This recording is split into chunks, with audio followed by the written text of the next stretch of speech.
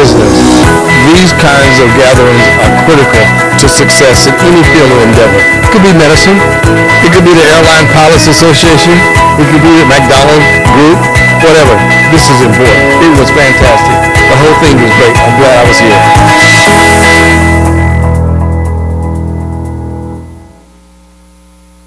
Listen, paying $14.99 a month for a streaming app and $9.99 a month for a music app and $12.99 for a fitness app and more money for a bunch of other apps, that really adds up. So why not get YouTube Premium for just $13.99? It's like having all those and the entire world of YouTube uninterrupted. Your wallet will thank you, if wallets could talk. YouTube Premium. Try 1 month free.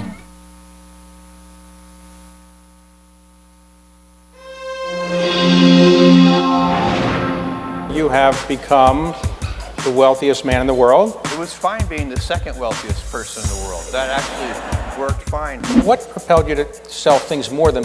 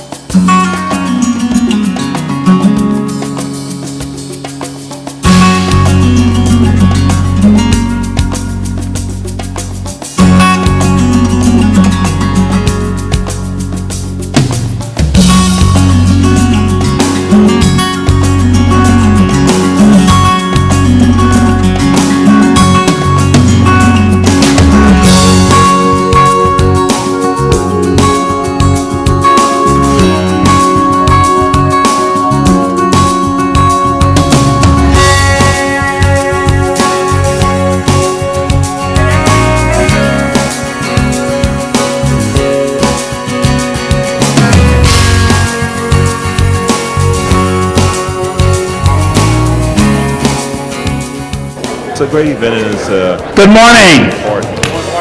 Good morning. We have a fun-packed Space to the African Saturday morning. to be connected to both. This is not your typical shrimp and grits Saturday morning. This is a session that's going to teach you how to make money to afford shrimp and grits at Thompson Hospitality Restaurants. And he has a bunch of restaurants, including the food service in this hotel. Ladies, gentlemen, can you take a seat? I sometimes feel like the British king when I walk in the room. I want people to stand, but don't stand. Just remain seated. So, first of all, we have a treat. For those of you that are serious hotel investors that have a lot of money, like Mrs. Campbell, like Bernard Young, like, where's Ron Pfeiffer? Yeah, Ron Pfeiffer, my pulling guard in college. But I didn't score a whole lot though, Ron. You were always in the way. Marriott, where's Daniel? He's outside? 18th, what's those dates? October the 18th and 19th. We're having a workshop at Marriott headquarters. That workshop is designed to take you to the next step in hotel ownership. It's free.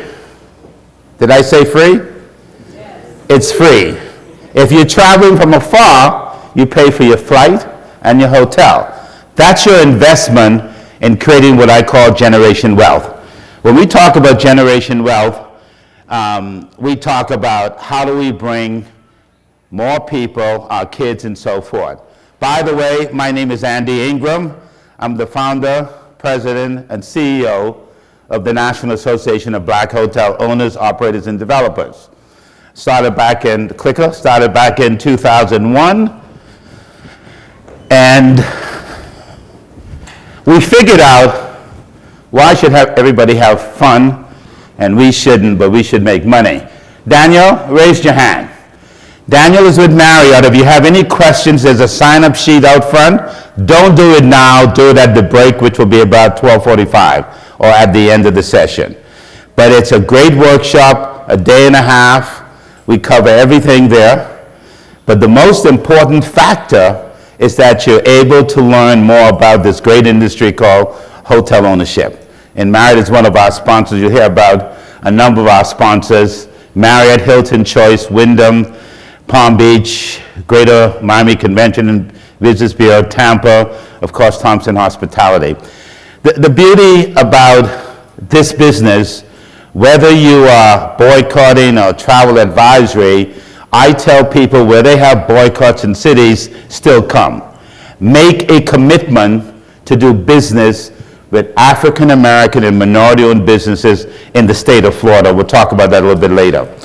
I'll give you a little quick history. I mentioned myself. Back in 2001, there was only one branded hotel in this country. I asked the owner, how did he get into the business? He said they owed him some money, so he took the hotel over. We have a different strategy today. All of the brands have a program. You'll hear from Choice, you'll hear from Wyndham, you'll hear from Marriott. They all have a program. Where's the hotel broker? Amari. Oh, come join us up, because at some point somebody's going to want to buy a hotel. Thank you, sir. Cash incentives, key money. No, they're not going to give you a bag of money. They're going to give you key money to help you make the deal to complete the capital stack. I like to talk about the jobs we created. I was down at Makers Union yesterday, and there was about 60 to 80 people being trained for a job. There's no greater value than having people and giving them the dignity to earn a living to take care of their families, and that's what we do. 55,000 hotels in the country. It's now about 60,000 hotels. We own less than 2%. We have one mission, 3 pillars: increase the numbers of African Americans owning hotels, increase the number of minority vendors, and most importantly, increasing the number of African American and other minorities executives in the hotel business. Nothing irritates me more when I go to a hotel and I don't see anybody that looks like me except cleaning the floors of the rooms. There's nothing wrong with that, but like Don Peoples' grandfather, I want to go from the basement all the way up to the executive suite. Our board: Ken Farron, Tom Baltimore, Norm Jenkins, our executive team. We've got a bunch of guys that have started. This hotel, the Marquee across the street, a total of almost 2,000 rooms, is owned by an African American. This hotel in particular, one of the investors is on our panel. You hear from him a little bit later, Warren Thompson, who also runs the food and beverage services at this hotel.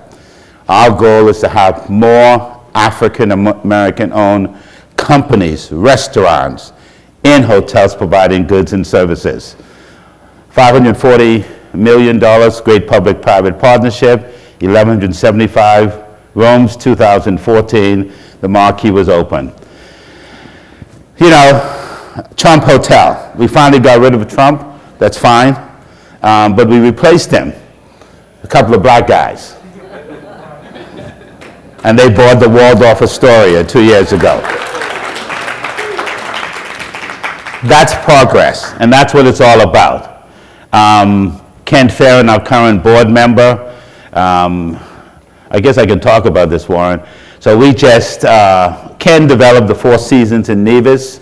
An investor came to me and said, how do I get into the business? Came 2 years, first panel at NABHOOD 2 years ago. I had the good sense and fortune to have Stanley Campbell, Norm Jenkins, Warren Thompson, Craig Livingston on the panel. When we came down, he said, I'm ready. That gentleman is going to partner with Ken Farron, because when he came to me, I said, we're not interested unless you win. We're going to put a team together. And he said, but I have an idea. I said, we're going to put a team together to make sure you're successful. And that gentleman is a guy named Will Packer, who, anybody saw Chris Rock was slapped? I don't know if it was real or not. But he's the guy that produced the Oscars and Girls Trip. Most women have seen Girls Trip, I assume. But, no, not true. Haven't you saw it? Both brothers, you saw it too? Okay, all right. But the idea is we want to make sure people are successful, not only NABHOOD, but the brands. You talk about RLJ, Bob Johnson forming a company, Leslie Hale. Somebody said, what about the women? Women are actively pursuing this industry, and we're committed to our women's initiative to make sure that we have more. Tom Baltimore, who, by the way, was Warren Thompson's intern. Today he runs the second largest hotel company in America called Park. 69 properties. Unfortunately, in San Francisco, the two largest hotels, it's so bad, he gave the bank back the keys. That's smart. But a lot of his properties are all over the country. And so when people talk about what we do, we can do whatever we want to do. We just have to have the commitment because the partnerships with the brands are there. First black-owned hotel in Miami was sold. Today was bought back by Park, built by Don Peoples, whose grandfather worked for a major brand for almost 18 years as a doorman and never got promoted. We want to change that. Evans Charles, hairline has changed a few. That was his early stage, one of his first hotels.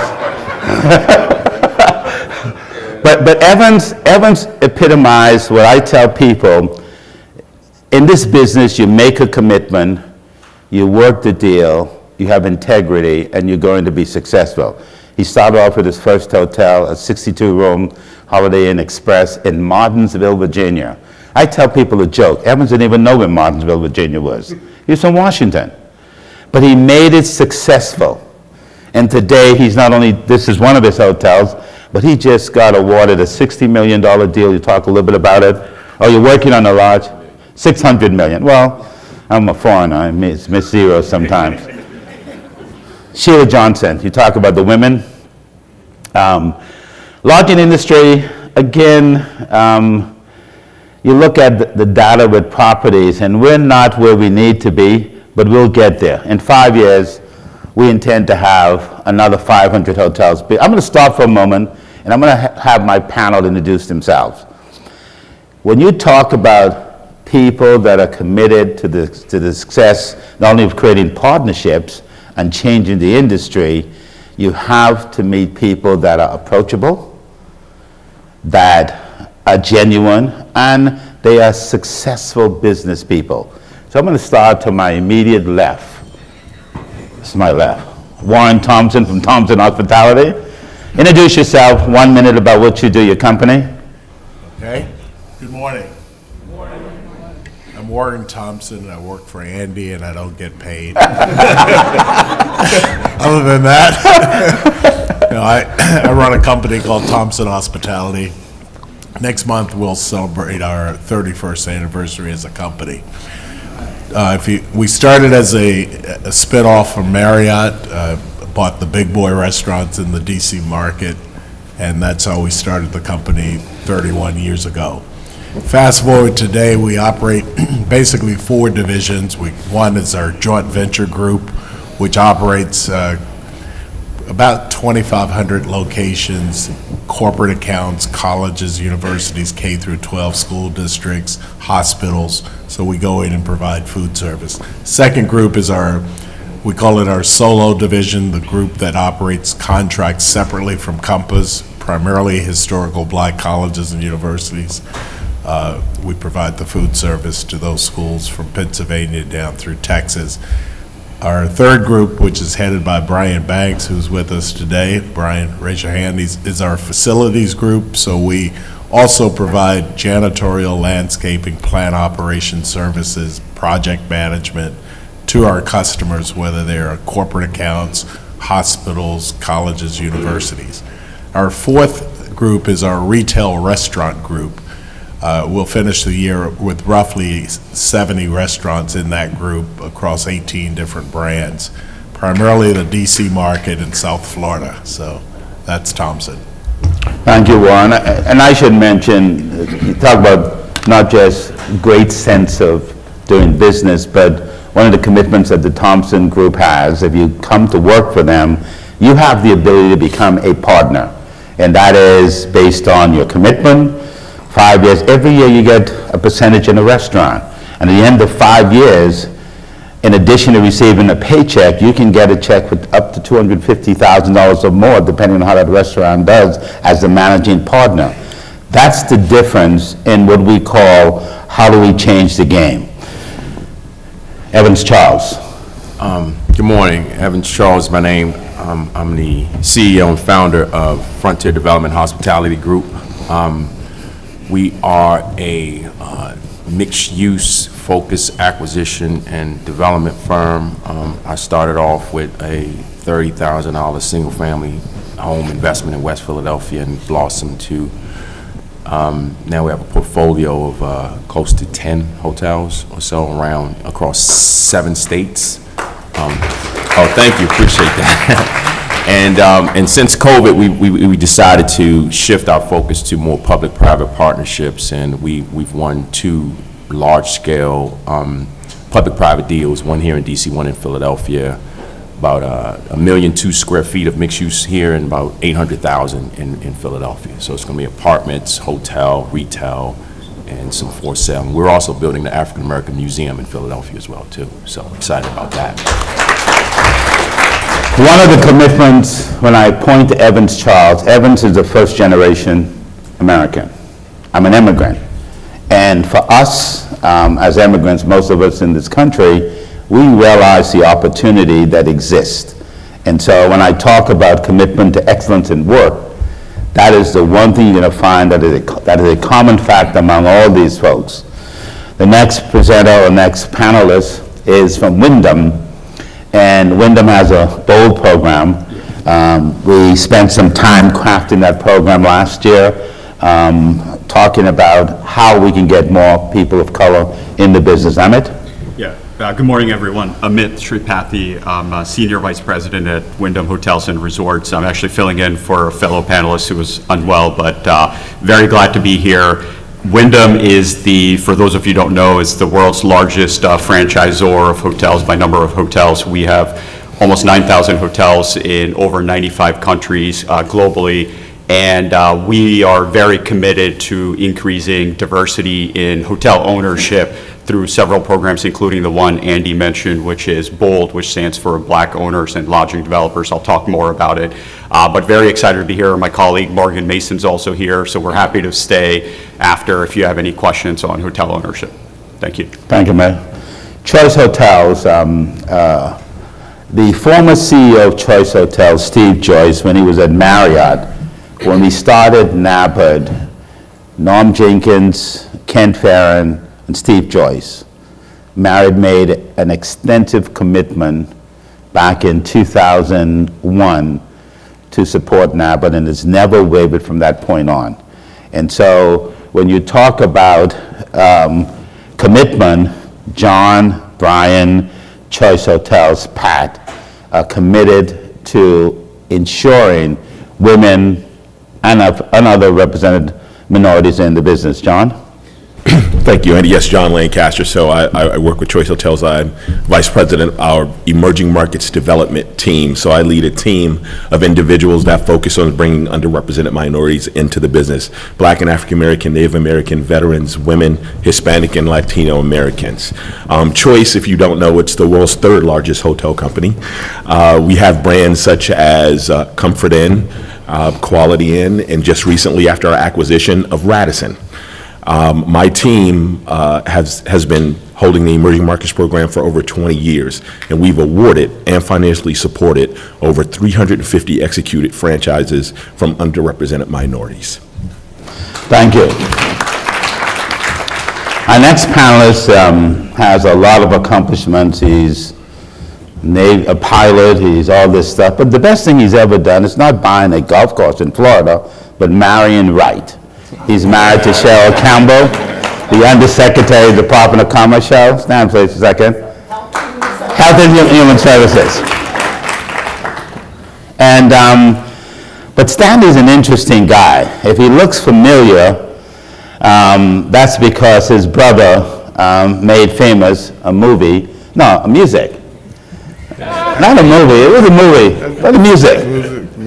But Stanley just purchased the first golf course in Florida, but if that wasn't enough, he went to Rocky Mount and purchased another golf course. That's only one of the things that he does. Stanley? Thank you, Andy. And like Warren, we're not getting paid. Then keep working. I don't know what happened. So Stanley Campbell, I'm new to the hotel business. My day job is I have the largest healthcare networked infrastructure in the United States. I message into every point of sale pharmacy in the United States, and this year we just broke 309 million Americans in our system. And what we do is we stop Medicare fraud, or Medicare, Medicaid, Indian Health Services, and DOD. As it relates to hotels, how you look at generational wealth, we purchased the Martin Downs Country Club and Resort. This is a 48-year-old course. This was the course for the Johnson & Johnson family, the Walgreens families, and you just name it, that was the pedigree in this area of Florida. So very well appropriated course that was segregated. But the great part of that as a hotel deal is they never built the resort. So I wind up with all of the value proposition of zoning that was discounted in the sale. So had they monetized just that, it would have probably added about $8 million to the purchase. From that, in that same area, we've got 4 what it will be potential hotel sites. We have 30 acres on the intercoastal for 4 hotel sites, which is within about 5 miles of the golf course. Rocky Mount is our newest acquisition. We expect to build what should be, at least for the East Coast and potentially for the United States, the most advanced training center in the world. The PGA is building a similar facility in California at one of their new properties. We expect to virtually duplicate that. And as such, 2 of the commissioners from Rocky Mount were asked to join us today, and I'm sure Andy will introduce them. But that being said, we were a year behind. They haven't identified themselves. Rocky Mount? I think they just stepped out. Yeah. So well, I was going to give them $1 million to help, but the issue for us is the slowdown of the municipal. The reason I mention that is the slowdown of the municipal work. In Washington, they put together a $600 million deal with a private-public partnership. We didn't need the public other than to affect our zoning, and they hold that up even though I have the zoning required in Florida. So we go to Rocky Mount and get the exact opposite response. They're all in. Believe it or not, they're delivering concrete and mulch and anything that they have in their public works to get the project on. That's the importance of partnership. And so as such, that hotel 3 years later will beat the Florida property out of the ground. So with that, I just could not appreciate the camaraderie and the things that I've learned with NABHOOD, because had I gone too fast, too far, in Florida, I could easily have been slowed down or stopped because somebody didn't want to have that kind of property or person that looked like me in that property. So we're just so appreciative to be here. Thank you, Andy.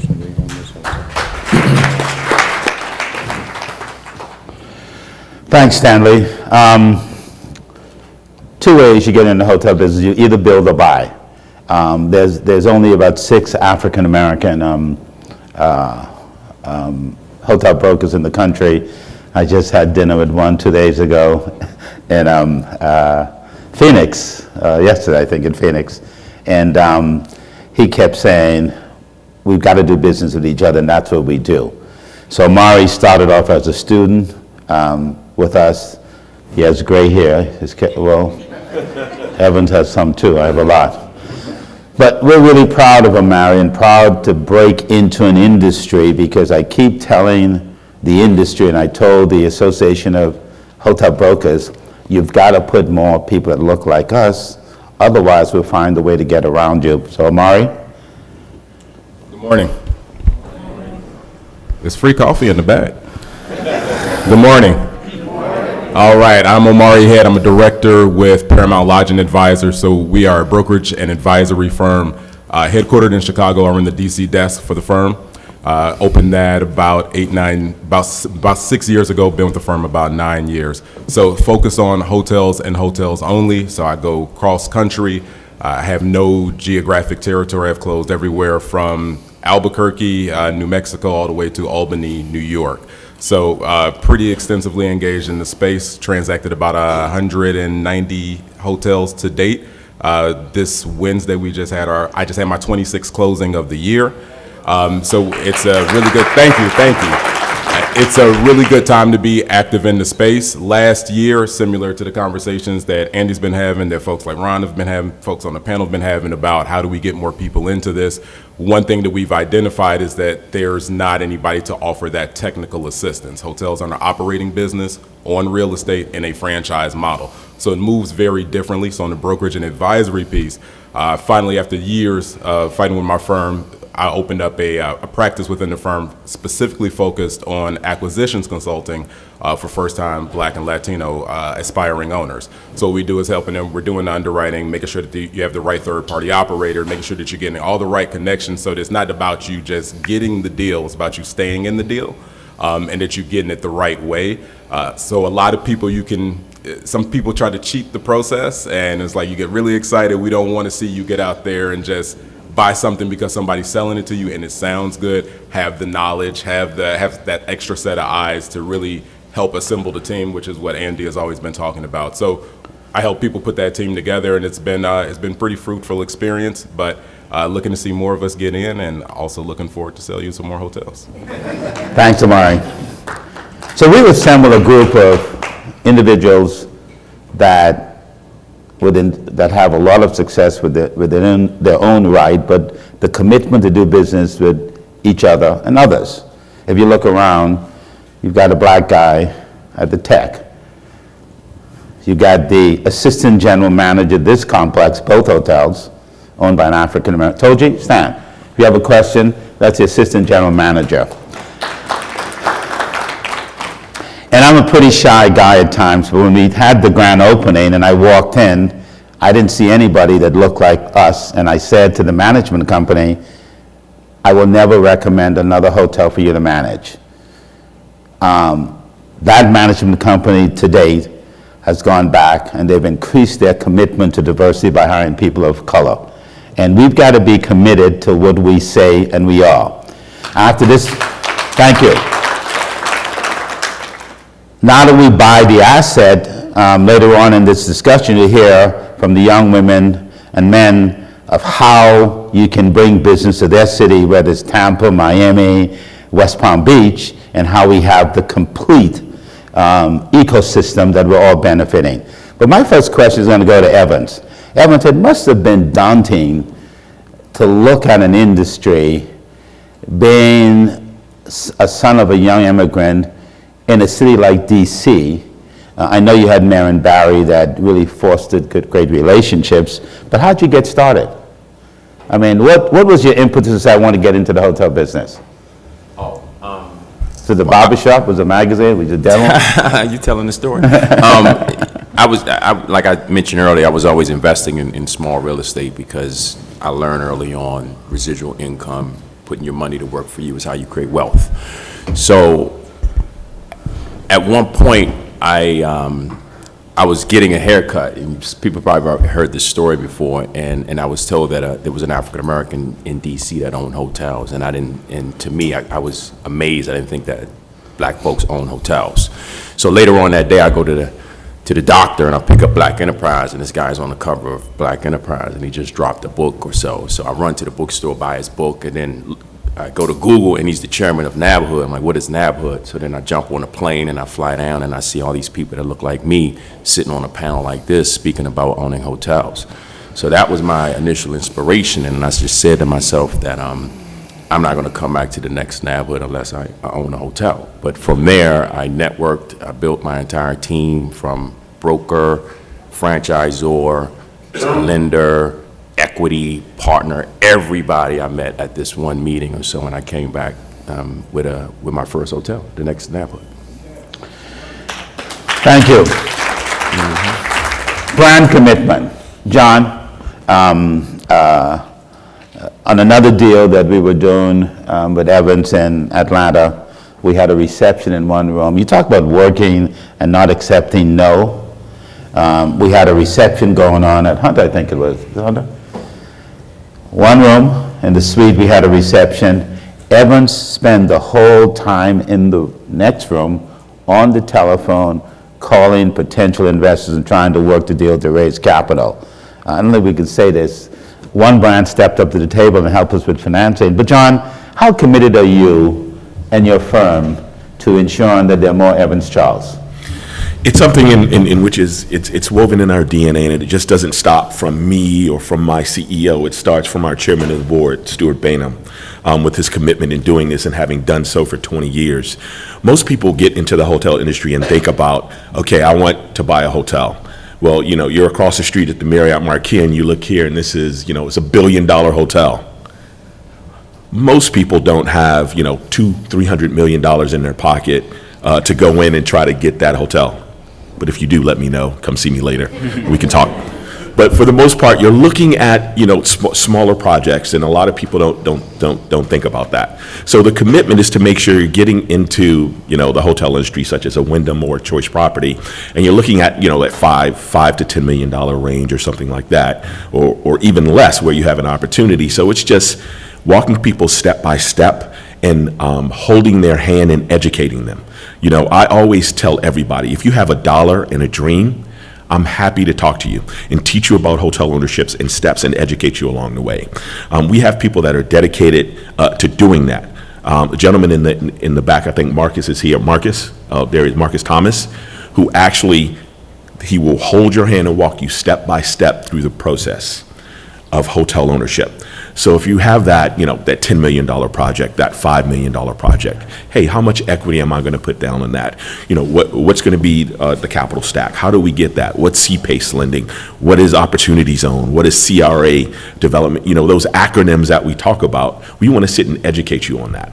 And once you do, you may not be able to buy a hotel tomorrow, but 2-3 years, once you, have the mentality as Evans just spoke about, and reading the book and knowing the process, it's something where we're committed to helping you and leading you down that path. By the way, panelists, make sure you say the right thing. I forgot to mention we're being live streamed in the system on YouTube. So just remember that. Just to give you a note. Ahmed, Bold has the same commitment. Wyndham has the same commitment? Yes, Wyndham has a program which I mentioned earlier. Pull the mic closer to you. It's called Black Owners and Launching Developers, BOLD for short.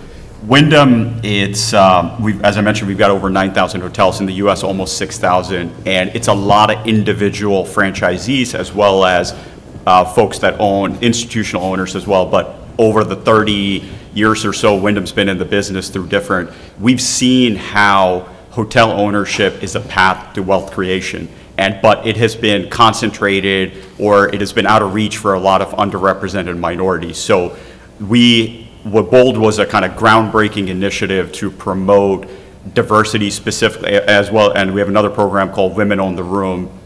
Less than 2% of hotels, as Andy was alluding to, in the U.S. are owned by Black owners. So what we want to do is we want to promote hotel ownership as a path to wealth creation, as well as accelerate the path to hotel ownership. And with that, we've launched, we've partnered with NABHOOD to do symposiums. We did one in the recent NABHOOD conference. To basically, as kind of John was saying, it's not just about sign a franchise agreement, we'll give you money, but hotel ownership, hotels are the most operating intensive business in the real estate. It's not like you just buy a industrial warehouse, sign a lease. It is, you could either lose a lot of money or you can make a lot of money. It all depends on you as the manager and the owner and how much you're willing to invest. So there's a lot of upside, there's a lot of downside, so you want to go in eyes wide open. And with that, so we have created programs and support, so it takes you from learning about hotel ownership all the way to hotel ownership, and we're committed and we've allocated a lot of resources to do that.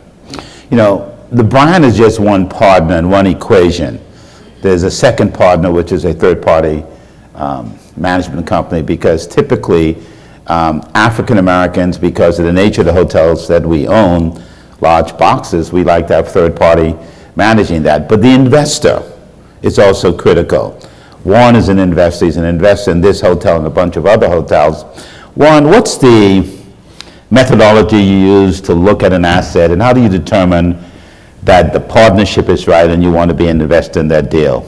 What decision-making process you go through? I think the first step, if you're making the decision to invest, you want to make sure the person that you're going to invest with has the experience, good track record, understands the business better than you.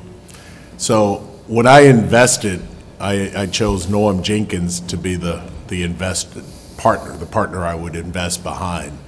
And Norm assembled about 10 African American investors, and this started probably 15 years ago now. And the way he set it up, we were the initial equity capital in a deal, then he would bring in some mezzanine financing, and then obviously the debt associated with it. But the investor group, we're all kind of local to this area, we know each other, we trust each other. And this deal was presented sitting at lunch. He'd come in, present the deal. Then each partner would step up and say the next week how much they were in for. And it's one of those situations, the partners, I know what the other partners are putting in, they know what I'm putting in. We all trust Norm. We know that Norm had a track record of success with Marriott and a track record with himself. Selfishly, I invested because I always want the opportunity to have a look at the food and beverage piece of it to operate. But to Andy's question or point, I feel like I know more about food and beverage than I know about hotel development. There are people who know more about hotel development than they do about food and beverage. There are people who know more about operating the rooms piece of a hotel than they do the food and beverage aspect. So I think this is a perfect model here where I invested because Norm knows more about hotel development than I do, but I'm doing the food and beverage because I understand that piece. And then there's a third party engaged in the rooms piece of operating the rooms piece. So we kind of divided and segmented the business based on who can do what the best, and tried to in this case put together an A team. If you were to talk to Norm today, Norm would say it's been a very successful project. May have missed the opportunity to put the right brand. The Courtyard brand is great, it's a great value, but it's built so well, we're probably not getting the maximum revenue per room if it had been an Autograph property or if it had been something else. However, that's an opportunity, whether this hotel stays with us or trades to another group, at some point, the brand has to be reevaluated. So at that point, you make a decision to continue as a Courtyard or change it to one of the other brands. The Residence Inn obviously is getting maximum rate for Residence Inn because of our location and the quality of the build-out. So I don't know if... No, that's good. Evan, you want to add something to that? Anything? No. Okay. Well, You here's the beauty about what he just said. It's an ecosystem. And we specifically look at what are the next steps. One is the best in class in food services. We had a meeting yesterday with the Marriott folks. We want an opportunity to provide food for their employees and to be in more hotels. And we can do that because now we have the ability as owners to ask and demand rather than beg. And the fact is, you talk about track record, integrity of your partnership, knowledge. Those are critical. And so I'm going to switch to Omari. Omari, how many times, and John knows this too, and a lot of us, we talk to people and they get enamored with this business. This business will help you generate wealth for the next generation. You can't give people your job when you retire, but you can give them your company to continue the legacy. So when we talk to people, Omari, and we try to guide them in the right direction, because sometimes you tell them this may not be the right deal for you, but you've got to find the right investors and partners to do deals. Everybody can't be the CEO or boss. I tell my son that all the time, but don't listen. But Omari, when we talk to people and they're trying to buy a hotel, what are some of the difficulties you see right at the top?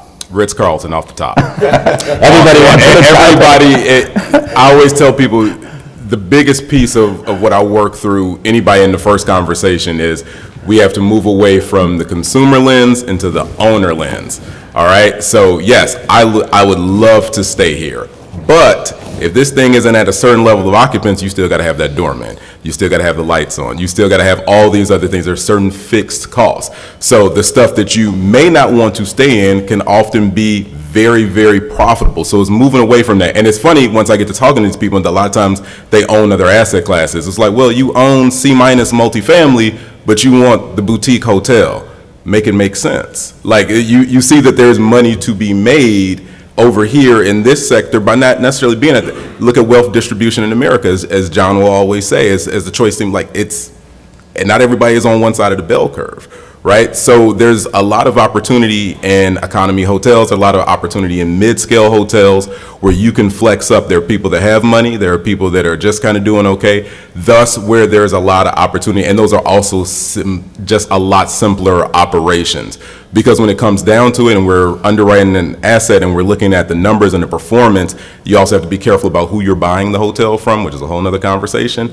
Because as Andy said, you're not going to be an owner operator. We're going to call the management company, we're going to call Ron, that's going to say, they might be able to say, the model won't work on this property for you, right? So having all of those things understand that it's okay to start small. And there's nothing wrong with having a portfolio of 2 days inns and 4 quality inns. That can be extremely profitable. You can trade up into these assets. You have to start someplace, and there's nothing wrong with that. I mean, look at Evans. Look at Evans. Absolutely. Holiday Inn Express Choice, he now owns the Westin at Baltimore Airport. So you've got to be smart in what you look at. When Stanley decided to buy a golf course, and Florida is an interesting state, to say the least. And Stanley, no, it's not into, the Ron he mentioned earlier was Ron from Ambridge Hotels, who is the largest management company in the world. So Ron, raise your hand. But when Stanley decided to buy a golf course, and I'm in Fort Lauderdale, so it's Miami, Fort Lauderdale, West Palm Beach, then it starts to get a little bit tricky as you go. So, Stanley, what the devil gave you the idea to buy a golf course at Martin Downs, besides the value, and so you tell us about the value proposition? So I think everybody here is saying very similar things related to the value of investing and the value of partnership. I happened to be invited in by 4 partners who were going in on an auction, and they just needed the kind of the bankroll. They knew I wasn't a golfer. They knew I didn't know the area, or they thought I didn't know the area well. What I knew was that 220 acres in South Florida in the middle of COVID was a gold mine. It would have to have been a nuclear waste dump, you know, and it's 3 miles from the ocean, 2.5 miles from the intercoastal, so, and directly on 95. So coming into the acquisition, I was supposed to be the silent guy. And this was an auction, sight unseen, 12 hours later the auction was going on.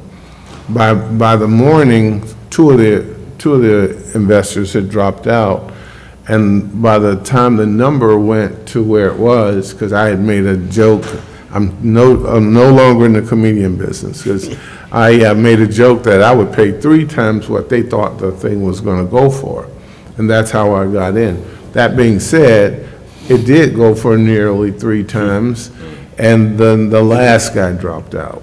So I'm now owning a golf course with no golf experience, and they talked about experience. I had no farm experience, because a golf course is actually a farm. You've got to grow stuff. You have to understand chemicals, pesticides, herbicides, fertilizer.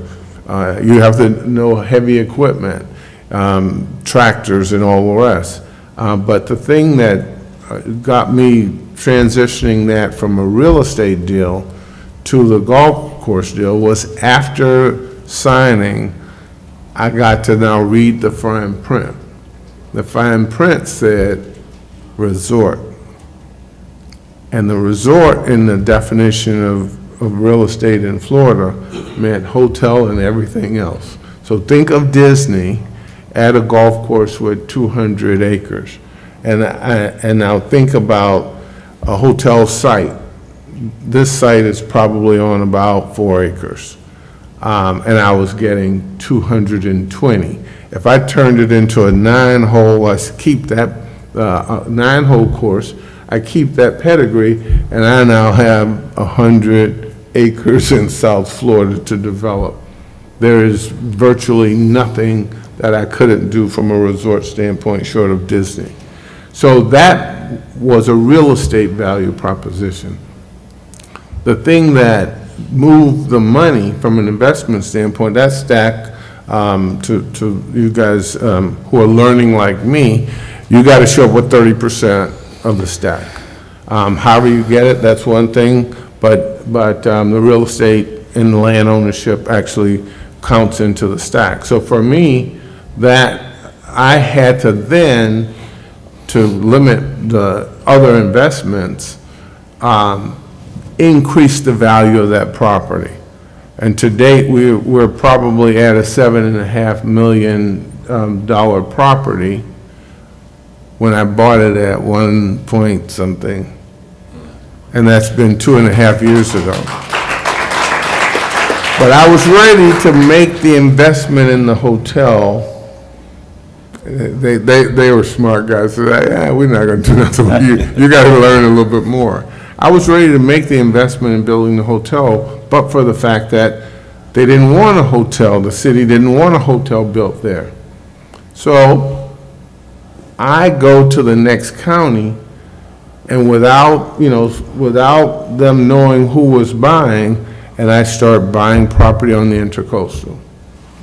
So I wind up now with about 32 acres directly on the Intercoastal, because I went to Warren's place down there in this nice building, the Intercoastal, and we got a barrier reef, so we don't have to worry too much about the hurricanes.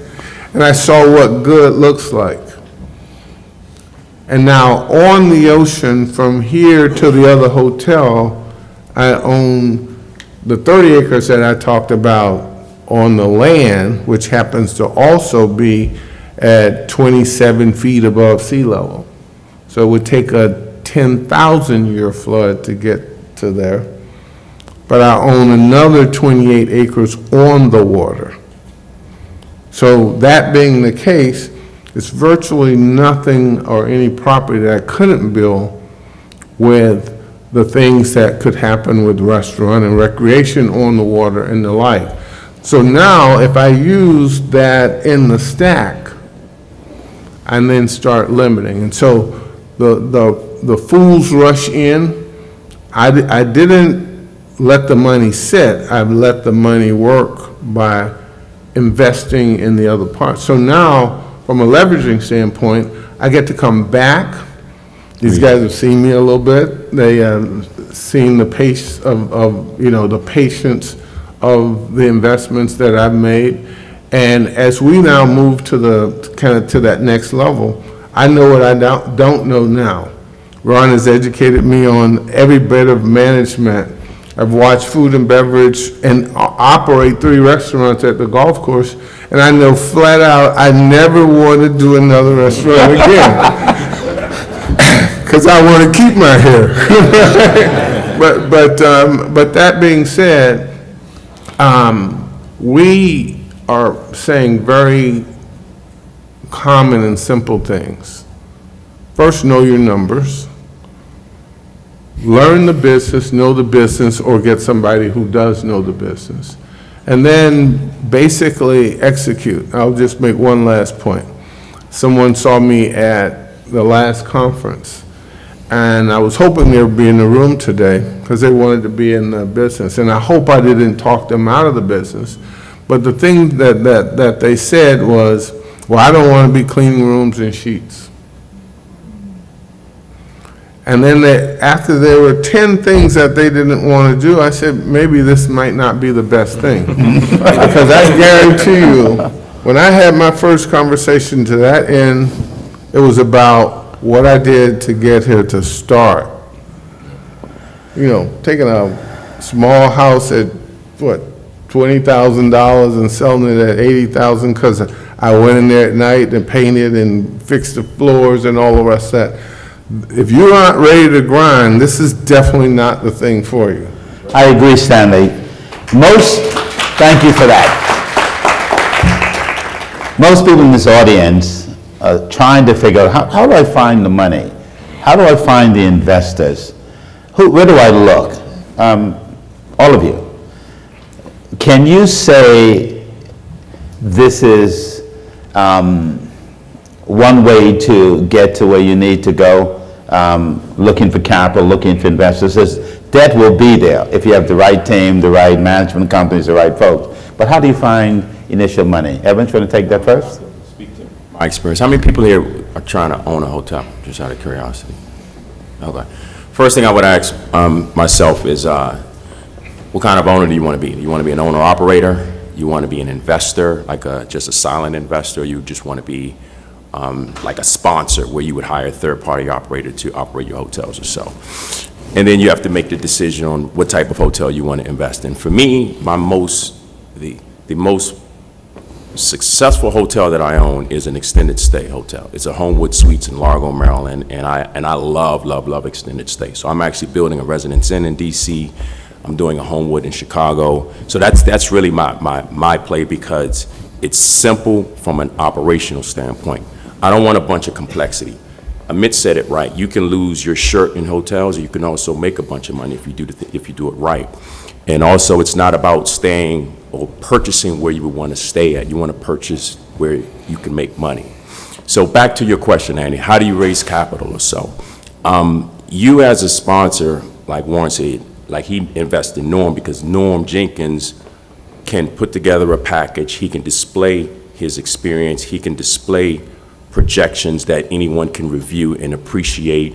And he can put together a business plan. So you have to really educate yourself, because people are going to have to believe in you. So you can present the best deal on the planet, but you're going to be at the helm of the deal. And if they don't believe in you, they're not going to invest in you. So I think that's a key component. And then it depends on how large of a deal you're trying to invest in. So if you're investing in small $5 to $7 million deals or so, and you're just trying to do syndicated equity, then you're talking to just high net worth folks. You're getting above 10 million, 15 million, 20 million. Now you're going into private equity, more institutional capital, and that's just a different level. And the way they look at you is you have to be institutional ready or so, and that's kind of like where the space where I've been looking to play in or so. But it's and also you can also look to be an investor and learn the business first. So invest with someone else the way Warren is doing. I don't think Warren wants to learn. Warren, you're building a hotel now, so he's invested in. He's seen the blueprint, and now he's building on his own. So I think that's also another strategy as well too. But it's difficult out here because hotels are deemed to be a riskier asset class. So, and the cost of capital today is a lot higher, particularly for debt. I mean, you're paying 10% for debt today. for hotels. So it's rough out there right now, so. Anybody else want to tackle that, John? Yeah, and I would just add, when Evan started, he was working, with the, the $5 to $10 million project. It was just a project last year, a lady by the name of Dr. Amina Gilliard. It was a $3.7 million deal that she had the opportunity to do, and this is public knowledge, so I'm not saying anything that nobody knows. We've been on panels, and she's spoken about it before and gave me carte blanche to talk about it. So it was a, sort of a $3.7 million deal. And she had $500,000. That's what was her investment. So do you think she had enough equity to service that debt or to get the debt? And she did not. So what she did was she syndicated capital. And how do you syndicate that capital? Either you're asking, family or friends, or you're getting investors, as Evan said, to make sure you're learning from that. Fast forward, it started in a year, and she pitched this on there's a competition called She Has a Deal, who actually Morgan Mason won. Last year, yes, she did, on that, and she pitched that deal and had that opportunity to syndicate capital. People learned about it and wanted to invest in her. And 1 year later, she, last December, she actually closed on that deal, and is running a successful Quality Inn in Memphis, Tennessee. So it's again, as Evans mentioned, there's scale. Now, if you have $40-50 million, now you're working with institutional capital, private equity. If your name is Amber Martin and you have that kind of money, then you have the opportunity to move up to get that. So it all depends on scale. So if you want to start small and just like Evan said, you want to start with that basic hotel, sort of getting the hids and bids, and maybe later on you're graduating to a Marriott Marquis or Courtyard, something where you have food and beverage, something where you have a valet, something where you have that. But as Evans mentioned, extended stay, that's a fantastic, hot market. So we have our Wood Spring Suites, which is your economy extended stay. And just that business model seems to be, in this environment, doing well. Well, John, go ahead, Evans. One quick thing, and I'm going to say this from true experience, and this is the truth. A $2 million deal and a $20 million deal are not that different as far as like the time, effort that you have to put into it. Exactly. So you just have to ask yourself where you're going to get the best return for your time. John, you and Ahmed, you guys can add money to the capital stack. You guys want to talk a little bit about that, because that'll help an investor, get some capital, not all the capital, but some equity in the deal. Ahmed? Sure, no, happy to start. I think as Evans and John both alluded to, you have hotels of different sizes, like a $2 million deal versus a $20 million deal. It requires the same effort, but the capital structure, how you can finance it, is obviously very different as well. I think once you start out, whether you want to be directly involved in owning and operating, which is usually at the lower end of the size, if you go a little bit higher end, the brands require a professional third-party manager. You may want to use a third-party manager. So it really depends on what you want to do. But once you identify the type of hotel, there's equity, there is debt. Really, the two types, and there's different forms of debt.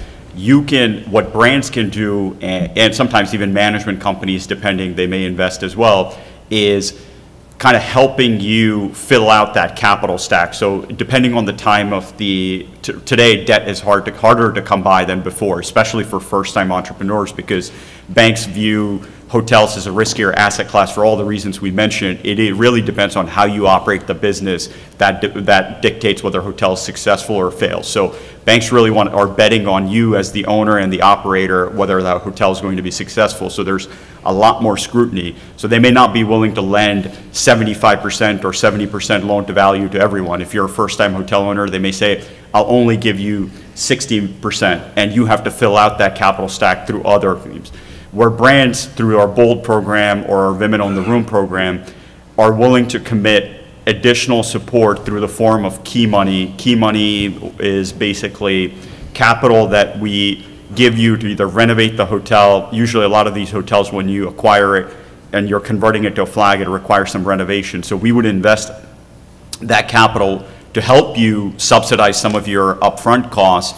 And that money is basically forgivable capital. It just amortizes over the contract. So if you get $1 million you're buying a 10 or a $20 million hotel, you're getting $1 million in key money. You sign a 20-year agreement. Every year, 50,000 of that amortizes so that as long as you stay with the brand, that you don't have to owe anything back. So that's typically key money. There's other forms, which is loans, which is obviously repayable. You're kind of helping. So there's different types of support. There's also others that are not necessarily brands like SBA and things that can fill out portions of your capital stack. So there's a slew of different capital ways to buy your first hotel. It just depends on the type of hotel that you want, the type of owner that you want, and what do you want to do. John? Yeah, as Justin mentioned, it takes a team. So Amit talked about all the other SBA lending, your architectural, your management company, your brand partner. So it's going to take a team for you to do this. You're not just going to do this by yourself. So the thing we say in franchising always, and so, you're in business for yourself, but not by yourself. So you have somebody that's behind you, somebody that has an organization once you do own that hotel, to be behind you to focus on. So we, at Choice, we have the Choice Hotel Owners African American Alliance, where we have our owners to talk to our executive team and executive committee on a quarterly basis about unique opportunities and challenges and wins as a Black African American hotel owner. So you still want that support behind you. You want your management company to be behind you. You want your architect to be behind you. You want your bankers. You want your institutional capital. And again, that capital stack is very important. There are things in which people can lead you to talk about, hey, we're buying this hotel in an opportunity zone, or this is a community redevelopment act where the actual municipalities have an opportunity to participate as well. And you have many of those members that are in here that they want a hotel in their area, and how they're going to do that. They may not be able to finance it themselves, but they're going to need some help in doing that. Is your hotel going to be green? Maybe you have an opportunity to do C-PACE lending to sort of subsequent that capital stack. So it's things in which you have to do to learn, and you can find that all at NABHOOD. As Evans mentioned, he walked in and found his builder, he found his lending, he found his management company, his architect, all at that one organization. And we want to make sure that that team is behind you. Sam? One ad that... Pull the mic closer. One ad that I wound up, and I hadn't heard this at NABHOOD, I want to kind of share it a little bit. For me, I bought a golf course in Palm City, and I bought Rocky Mount. So I'd never heard anybody here talk about the Department of Agriculture. So where look at that look. So when we talk about the capital stack, $5 million at prime and mandatory 30 years. So think about that, $5 at prime, mandatory 30 years. And they can actually go up to 80 million at prime. And it's mandatory 30 years. So my model, when I started thinking about this and investigating, was I have to put 4% into the soft course related to, architecture, engineering, all those things that are going to get me in the ground. Okay? 100% fundable. And even if I went out of pocket, I could pay myself back through the loan. They show up, now there is a caveat. It has to be agriculture based, obviously, that's why I call myself a farmer, and it has to be under 28,000, because what they do is they count this as a meeting room in an agriculture environment with lack of space for meeting. That's the thing that they're doing. And I'm thinking to myself, how many Donald Trumps got together to put that deal in place so that they could bill $80 million or $120 million? So it's $80 million into your capital stack, and that represents 30% of the deal. You could doggone near build Disney. And so that is not necessarily one of the things that I would have known or that I knew. But because I own the golf courses, they brought that deal to me because the cities in those areas need that investment in a certain way. That is a big, big, big deal, because now you can build pretty much anything. And when they found out that Palm City, which is 30 miles north of West Palm Beach, was 26,000 people, they came to me, not the other way around. So just to give you a different perspective. That's a good point, Stan. When we look at investment in the business at NABHOOD, we retain a depository of investors that want to get into deals. When folks come to us and talk about, how do I get into the hotel business, we can do what we did where we call Warren. I said, Warren, I've got a guy that wants to get into the business. He has X amount of dollars. And I said, hey, you want to get into the right people? I invited him down one weekend. We spent the weekend together. I called another guy and said, hey, I need you to come and manage his asset. So what we found that is so critical is putting those right deals together at NABHOOD. You're going to see another panel coming up on financing. And when we talk about financing, we're going to talk about how you really assemble and where do you look for money, where do you get it from. But here's a common thread, and Stanley mentioned it. Cities that are interested in doing business will reach out to us. Elected officials. Our biggest friend in the industry is going to be African American elected officials, typically in urban and rural communities, because they're interested in seeing the change. And, you know, Warren, think about it. At 29 years old, I'm not dating you, Warren. At 29 years old, Warren left Marriott with a great incentive package, but he wanted to be an entrepreneur. He understood that he wanted to build wealth, and I joke with him now, his daughter, when she graduates from elementary school, will be a millionaire. I'm going to make sure we get a good attorney so she has a prenuptial agreement whenever she gets married.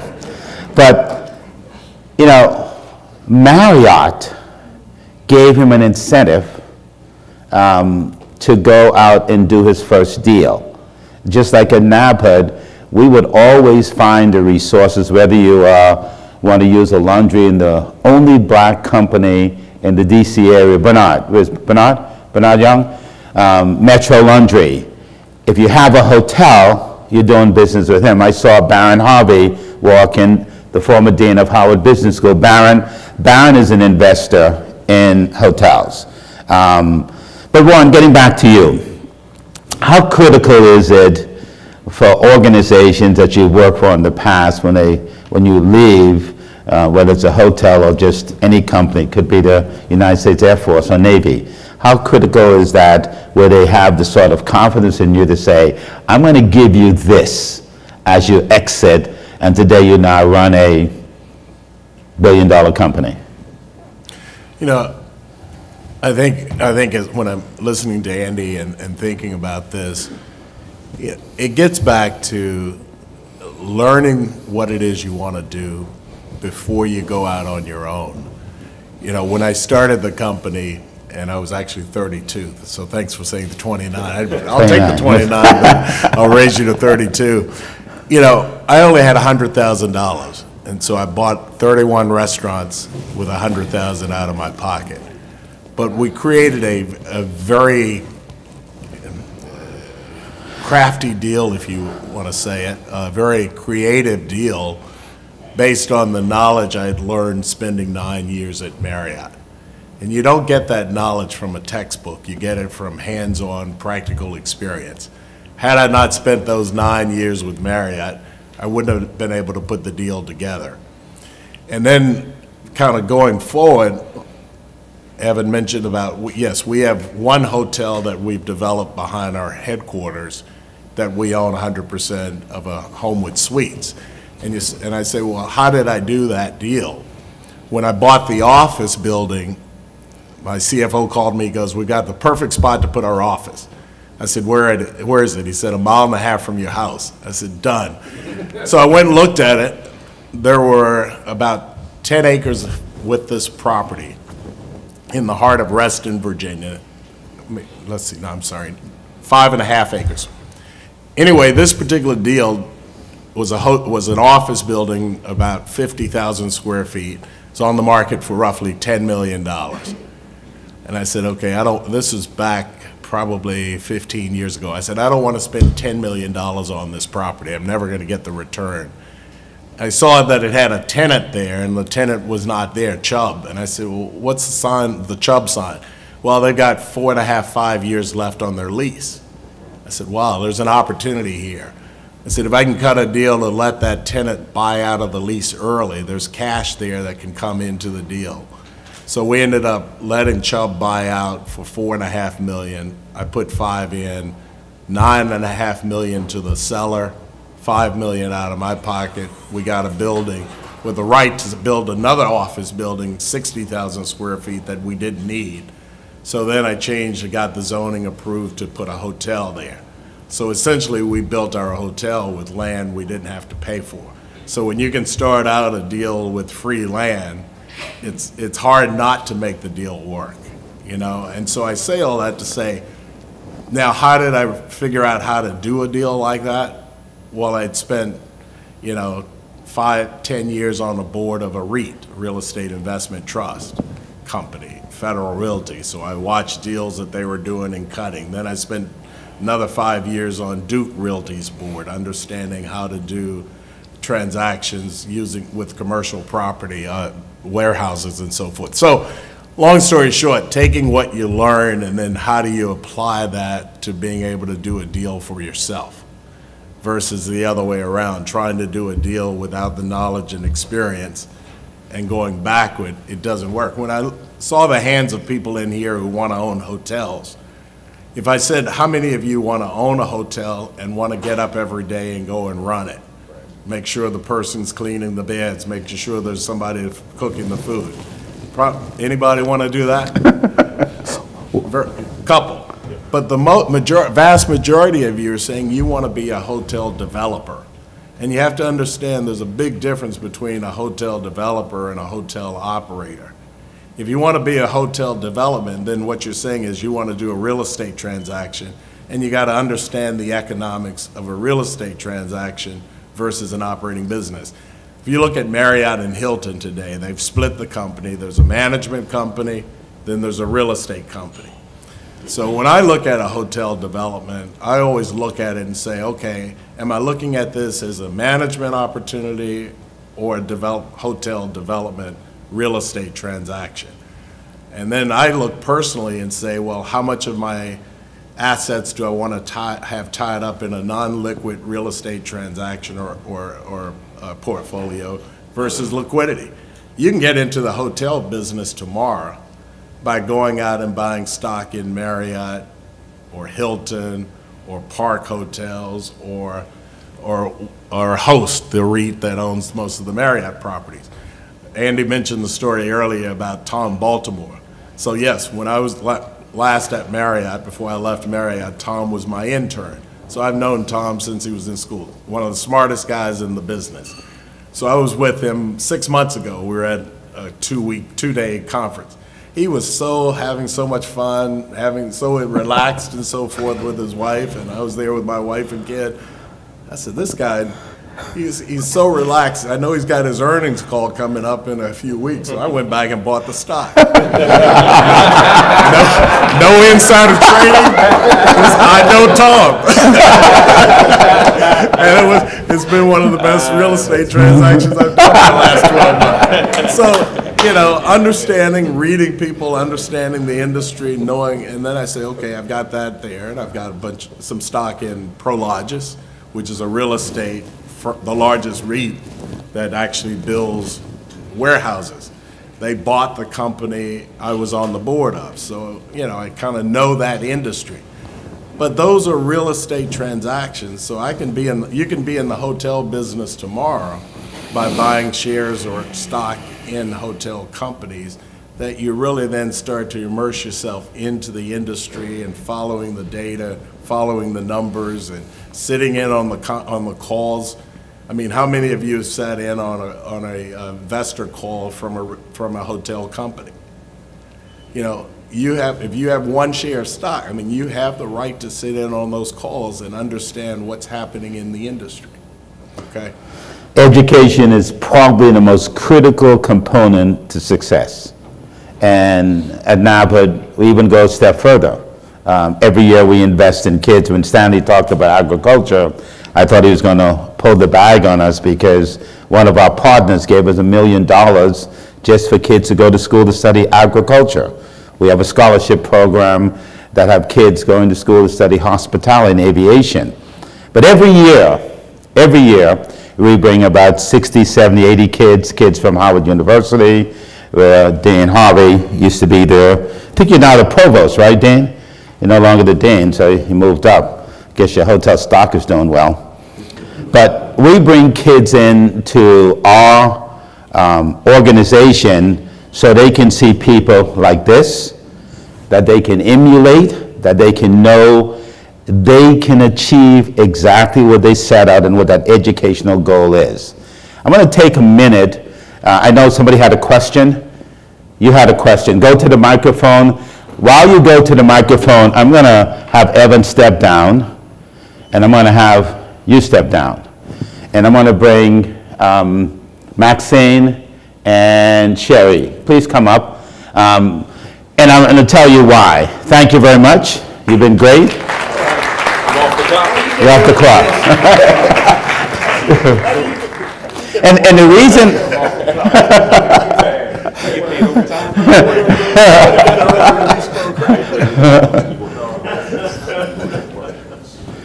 And the reason why I'm going to bring them up, because now we build...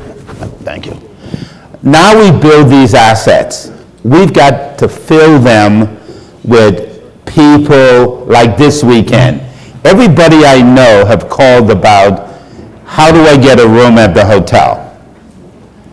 How do I get a room in the city? And so once you build these assets, you need people to help you fill them. And I've invited Sherry Brown from the Tampa Bay Convention and Visitors Bureau and Maxine Jimison from Visit Palm Beach, who is another one of the big fundamental partners that's important. And they're important to us because in Tampa Bay, we're developing some hotels and restaurants. Warren and I spent some time in the Tampa area a few weeks ago, and we were shocked at the opportunities that were there. The new development, the new cities, and we want to be part of that. We want to be part of the Tampa Bay Rays and what they're doing. We like public-private partnership. My old friend Dale Holness, I saw him earlier, former mayor of Broward County, who public partnerships are so critical. And Shay, I'm going to ask you, number one, because your city, in spite of the governor, in spite of people saying, don't come to Florida, and we want to be very clear. We want black convention business to come to Florida. We want them to stay at our black-owned hotels. We want them to go to our black-owned restaurants, our black-owned facilities. If you're going to come to our cities, and come to Florida in particular, then you should be committed to do business with black-owned, minority-owned companies. And I don't apologize for that. Thank you very much. Because that's our commitment. In Tampa, you have a couple of black groups coming. And we work with those black groups to help them identify with business. You sold out for the Omegas. Yes, this year we made about $500 million between July and August. Kappa Alpha Psi Fraternity Incorporated was the first of the Divine Nine that had ever hosted their national convention. Mr. Warren King, appreciate this. The general manager and the director of sales of the JW Marriott never heard me. They said, sure, we made $2 million on food and beverage in 1 week as a result of Kappa Alpha Psi Fraternity Incorporated. And how we're overcoming political climate in Florida is because relational turns into transactional. Relationships matter. And that's how we market ourselves on behalf of Santiago Carrata, my president, Mayor Jane Castor, our community. And we have not lost not one black convention, African-American convention this summer. We hosted Kappa Alpha Psi, Buffalo Soldiers with about 10,000, Kappas 20,000. The Prince Hall Shriners brought 30,000. Then I had Black and Latino Economic Summit with about 900, and then we even hosted Dr. Zanona Clayton's 93rd birthday. We made her the chief of police, and she even spent about $350,000 over her birthday weekend. So we had an amazing summer. For the next 3 summers, we're going to do the same thing in 20 Omega Psi Phi fraternity, in 24 Phi Beta Sigma, in 25. And just last night, I was with all the Divine Nine presidents, and this morning I got texts from the past president of Delta Sigma Theta say, Sherry, you're the talk among all the Divine Nine presidents. It goes back to relationships turns into transactions. So I'm the lioness to hunt for you, to put the money behind you. You can build it, but I'm gonna put the money with it.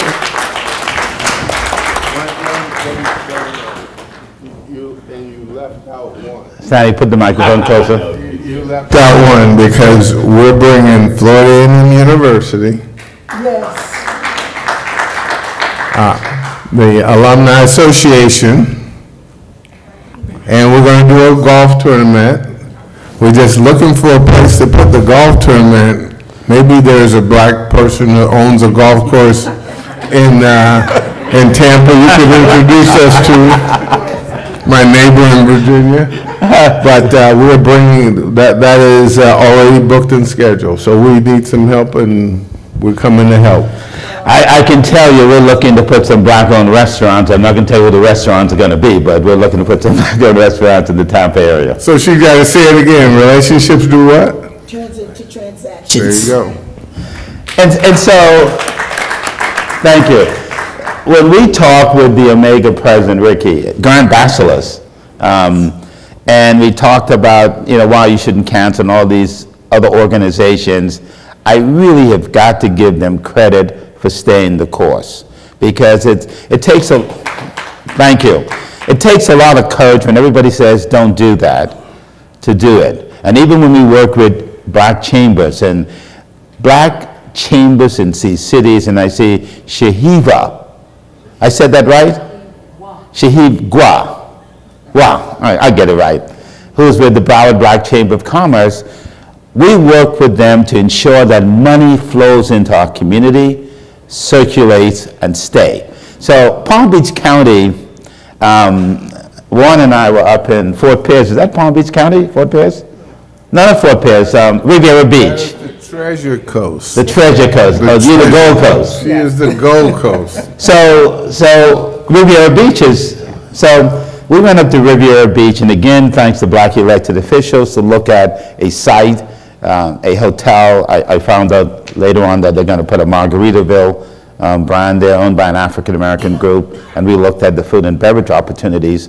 But having partners, and Palm Beach, most people don't know this, when we had the first tourism boycott in Florida, the National Bar made a decision that they would not come to Miami, and they went to Palm Beach. Palm Beach was smart enough this past year to hire an African-American to help them develop their tourism industry. My good friend Maxine Jameson. Maxine, is Palm Beach ready for us? Are they ready for black folks? Yes, we are. We are very ready for black folks. And I am out there as the ambassador, making sure that everybody who will listen, who will not listen, who can listen, know that we are ready for black business. Good. And here's what's so critical. The leadership, I had lunch with Santiago a couple weeks ago. We were up in Tampa. And they don't just talk about or act like they want to be our friend. They're committed to the same success that we want, that they can have. Because remember, at the end of the day, we're spending money. We're spending money, and I believe it's 126 $9 billion we as African Americans spend. And if we spend that sort of money, how can we spend it to make sure that other black folks benefit? Sherry, tell us about some of the partnerships you've built in Tampa. First, when I've been there at Visit Tampa Bay for 15 years, October 1st, and when I first came on board, it said, well, in my interview, you'll never bring black conventions to Tampa. We have a really hard time with that. But personally and professionally, I'm a very optimistic person, and I know that there was a strategy that none of the African-American conventions haven't been there, and then they didn't have the relationships and the go-getter like I am myself to go get them. So I spent the last 15 years developing the community and working to create a multicultural guide that I have some copies of that showed African Americans, because if I have to promote to African Americans, we like to see people that look like us. I got that from Andy. I went to Andy's school on that. And then I needed videos to show people, and I had the relationships. So that's how I created this wonderful city that I have that truly embrace, and not only when you're there, you can go and stay in a hotel night, but when you have staff like your staff here at this hotel that was so welcoming, you got to have a team, and a team that's going to grind like you to make sure that they want to be there. And then you got to be a part of the community. As a result of the African American conventions this summer, our black-owned businesses made about $450,000. And they had never made that before. So I'm a hero in the city, but it's not about me. It's not about using my gift to be a blessing to others so that we all can be successful. So Warren, you have the food and beverage services at this hotel, this complex. How critical is it for people that come, and the hotel was sold out, it still is, so is the other one. How important it is for you to put your best foot forward when people like us come into your hotel and your facility and you provide the F&B? Do you see, Mark, increase? Do you see pride of folks understanding that you as an owner owns that sort of the Delegate restaurant? Which, by the way, talk about how you came up with the brand, the Delegate. Okay, I'll take the second part first. The Delegate, when Norm and the group put together this hotel, they actually were going to contract with another group, local group here at the time. And I said to Norm, I said, I'd like to run it. He says, well, we've already got a deal with someone else. I said, so about 3 months before the hotel was supposed to open, that deal fell apart. Norm called me up and said, can you create a restaurant? So I said, okay, we'll create a restaurant. We got it done in 3 months. We used the brand The Delegate because the people staying at the convention center are all delegates. The representative to Congress is the delegate in DC, so I said, okay, I'll use the name The Delegate. That's the scientific version of it. But so we created the restaurant, and yes, it is important that, well, let me back up. You know, one of the things in my company that I pride our company on is being diverse, and we push it. We don't have a diversity person. It's a part of our DNA. It's a part of our culture. So in creating this restaurant, or creating the Ridley in Charlottesville, Virginia, that's in the ground floor, on the ground floor of a hotel, the Ridley is named for Dr. Walter Ridley, who's the first African American to attend the University of Virginia. So I was a student there. My brother and sister both went there. But back when I was in Charlottesville, there was no restaurant where African American students or alums felt comfortable going in Charlottesville that would be welcome. So I said, one day I want to create a restaurant and fill that opportunity. So we created the Ridley. We did one with Ralph Sampson also in Charlottesville, Virginia. But a long way to say, I believe the money within the minority community will flow where it's treated properly. And to me, that creates a business niche and a business opportunity. It's nothing formulaic, it's nothing creative. It's just saying, okay, if you're spending your dollars and you're not being treated the way you should be in some restaurants, if we do the right thing, we will win. So I think our associates know when an African-American person walks into a restaurant, that's a real opportunity for us to create a loyal customer and a loyal following by treating that person special. Not to say we don't treat non-African Americans special, we treat them right too, but all of us have been in situations in our lifetime where you just didn't feel quite welcome. May not be able to put your finger on it. It may be the table you get closest to the kitchen or closest to the restroom. Every restaurant has the most undesirable table. All restaurateurs know what that table is in their business. That should be the last table set by anybody. But oftentimes it's the first table set with an African American party. And so those subtleties of discrimination still exist today. But I can probably say not in Thompson Hospitality.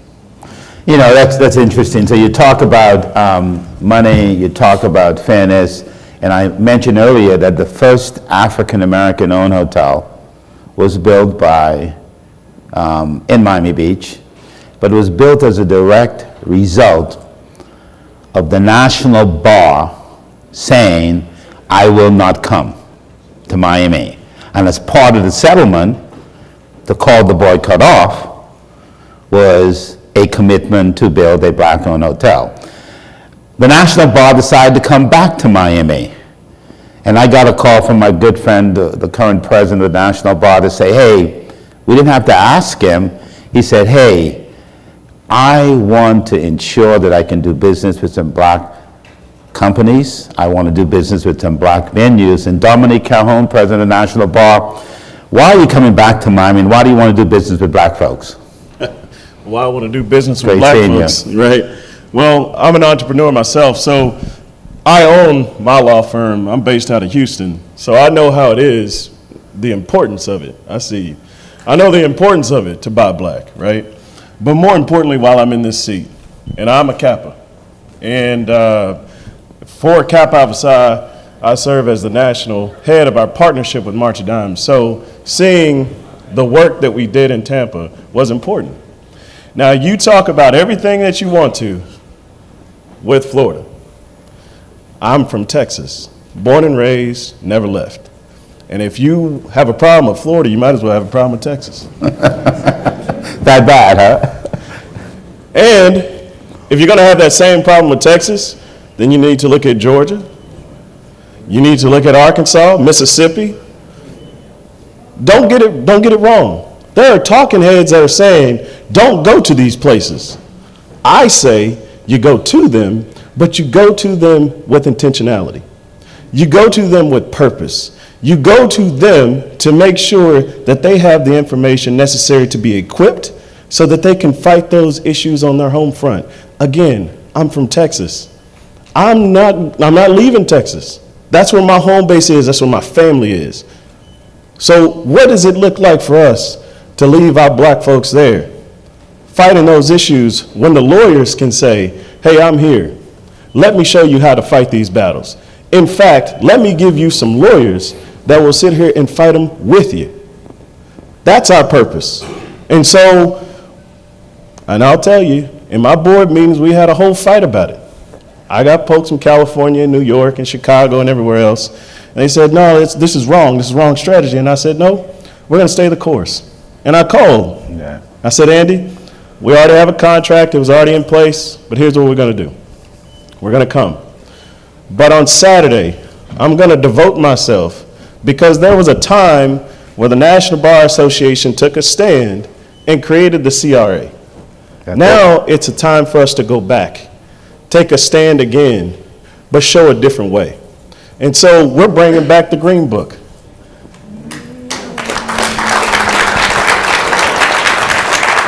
So when you come to a National Bar Association event, we're working with the Convention and Visitors Bureau. We're making sure that we have all the information. We're telling them, tell us where the black people are. We give that to the members that are coming.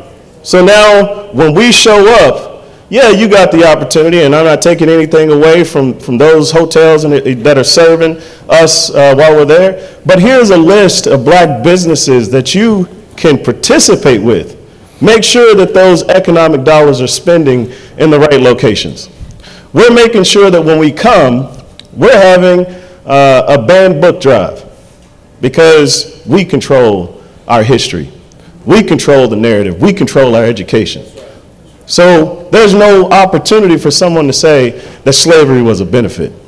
We're going to teach it ourselves. We're having a rally with the NAACP, Black Voters Matter. We're going to make sure that the people in that community know the power of their vote and what they can do with it. Because we can say all we want to out in the community or in a boardroom, but the real fight within America is in the ballot box and in the courtroom. That's where it exists. So Andy, I never changed my mind about going to Florida because it's not about that. It's about what we can do within our own community to support it, and that's why we're going. I appreciate it, brother, and to make a difference, that's what it's all about. I think for us is that we are determined that we're going to change the fabric of America. And if we got to do it city by city, street by city, courtroom by courtroom, and ballot box by courtroom, that's what the economics is. I have a 3-year-old grandson, and I want his America to be different than the America I found. And, you know, the National Bar started something many years ago. Nobody ever thought we'd have a black hotel on Miami Beach. And when they went to Palm Beach, H.T. Smith, the president at that time, and you walk in his footsteps. But, you know, in Miami, Connie Kennard, who couldn't be here today, but the Greater Miami Convention and Visitors Bureau, when I sat on the board with them on their minority division, we made a definite commitment for them to hire not just a person, but a black person, and here's the result. The economic benefit that they'll bring to the community is not just going to stay at the hotels, whether they're white or black, but it's going to permeate the community. How long are you guys going to be there, and how many people? So we're going October 26th to the 29th. We will be there for that time. This conference is normally one of our smaller ends. We expect anywhere between 200 to 500 people. Now, when we go in March, we'll do the same thing. We're going to Houston. Then we'll go to Vegas. But the ultimate goal, and I told you this a long time ago, so as you continue to convene, and I apologize, thank you, Andy, for giving me the opportunity. I have to leave and go talk to some pre-law students, so that's why I'm walking out. But we have a commitment to make sure that we partner with your hotels, because it's not just about going to those places like I told you, but again, to be intentional. So if you have hotels that can service our conventions and conferences, we're going to take them to you. I appreciate it, brother. That's my commitment. Thank you for being here. Thank you very much. Enjoy. Thank you. And by the way, he's also looking to become a hotel investor. He came to a similar conference a couple of years ago. On October 18th, right? Marriott? Exactly, October 18th. He'll be there at Marriott. Any questions? No questions? You want to step to the mic so we can hear you? Again, this is being live over YouTube. Our website is www.nabhood.com, and you can view it there, or you can get information by going to that website. Go ahead, your question? So, you know, when you look at the market, I would just love the current state of the market. Obviously, there's a lot of change, right? So we were in a low interest rate environment. We're now in a higher interest rate environment. Remote work is changing patterns for business travel. You have all these things that are sort of changing now. What's the current state of the market? And last question as it relates to that. Interest rates are going up. As was mentioned, I think also, to do these deals, you need more equity as a part of the deal as well. So I'm curious how the increase in interest rate and the increase in the amount of equity is affecting valuations of these deals. Anyone to tackle that? Yeah, the market has definitely tightened. No question about it. A lot less hotels on the market now, I think, than there were 6 months to a year ago. But hotel deals take a while to structure and to do. I think we're going through a cycle. I think interest rates will start cycling down again in the next 18, 24 months. So if I'm looking at a deal now, I'm thinking about deals that are going to close 24 months from now. And so, understanding at what point interest rates are going to peak and then start to come back down. And then even doing a deal, we're investing doing some things right now with floating debt so that it will float down. And I look at what I expect the average interest rate to be over the next 5 years, not what it is today or at any one particular point. So I can leave it floating, and as long as it's floating down, then my average over that 5 to 7 year period of time is something less than it is today. The amount of equity required, yes, absolutely, is the capital markets are tighter than they were 12 months ago, so the amount of equity, hard equity, good equity in the deal has increased. You can probably, if you do find hotels that are trading, the valuations have come down. And so that should offset some of the increased costs. I mean, hotels were ridiculous 12 to 18 months ago in terms of price when capital was a lot cheaper. Yeah. How much have they come down? Or what's the typical? I don't know if Omari is still here. He could probably give you a better indication. What was the question? How much have hotels come down? They haven't, so a couple things. Their transaction volume has slowed down because there's a disconnect between buyers and sellers, and that's because hotels as an asset class are still performing really well, and they're well above 2019 levels if you look at top line. So, but interest rates have come up, so your return decreases. So a buyer wants to pay, this is the return I'm getting. A seller's like, nothing's changed from 6 months ago. I'm actually doing better at my bottom line. Why am I going to sell it to you for less than that? So there's a little bit of disconnect, which has caused the transaction volume to slow down. But just to go back to your question, hotels, all the things you mentioned, everyone's top of their mind, which is high interest rates, wages going up, labor costs going up, labor availability. But hotels, post-COVID, banks and lenders have actually taken a more positive view towards hotels compared to before. Like office is probably the most challenged asset class now. The beauty of hotels is it's a daily lease. Every day you can set the rate. So if there's a convention there, you can change the rate tomorrow because your hotel is now 95% occupied, so you can increase it. If you have a multifamily lease, you can only set it once a year. If you have an office lease, only once every 5-10 years. So hotels allow you to do that.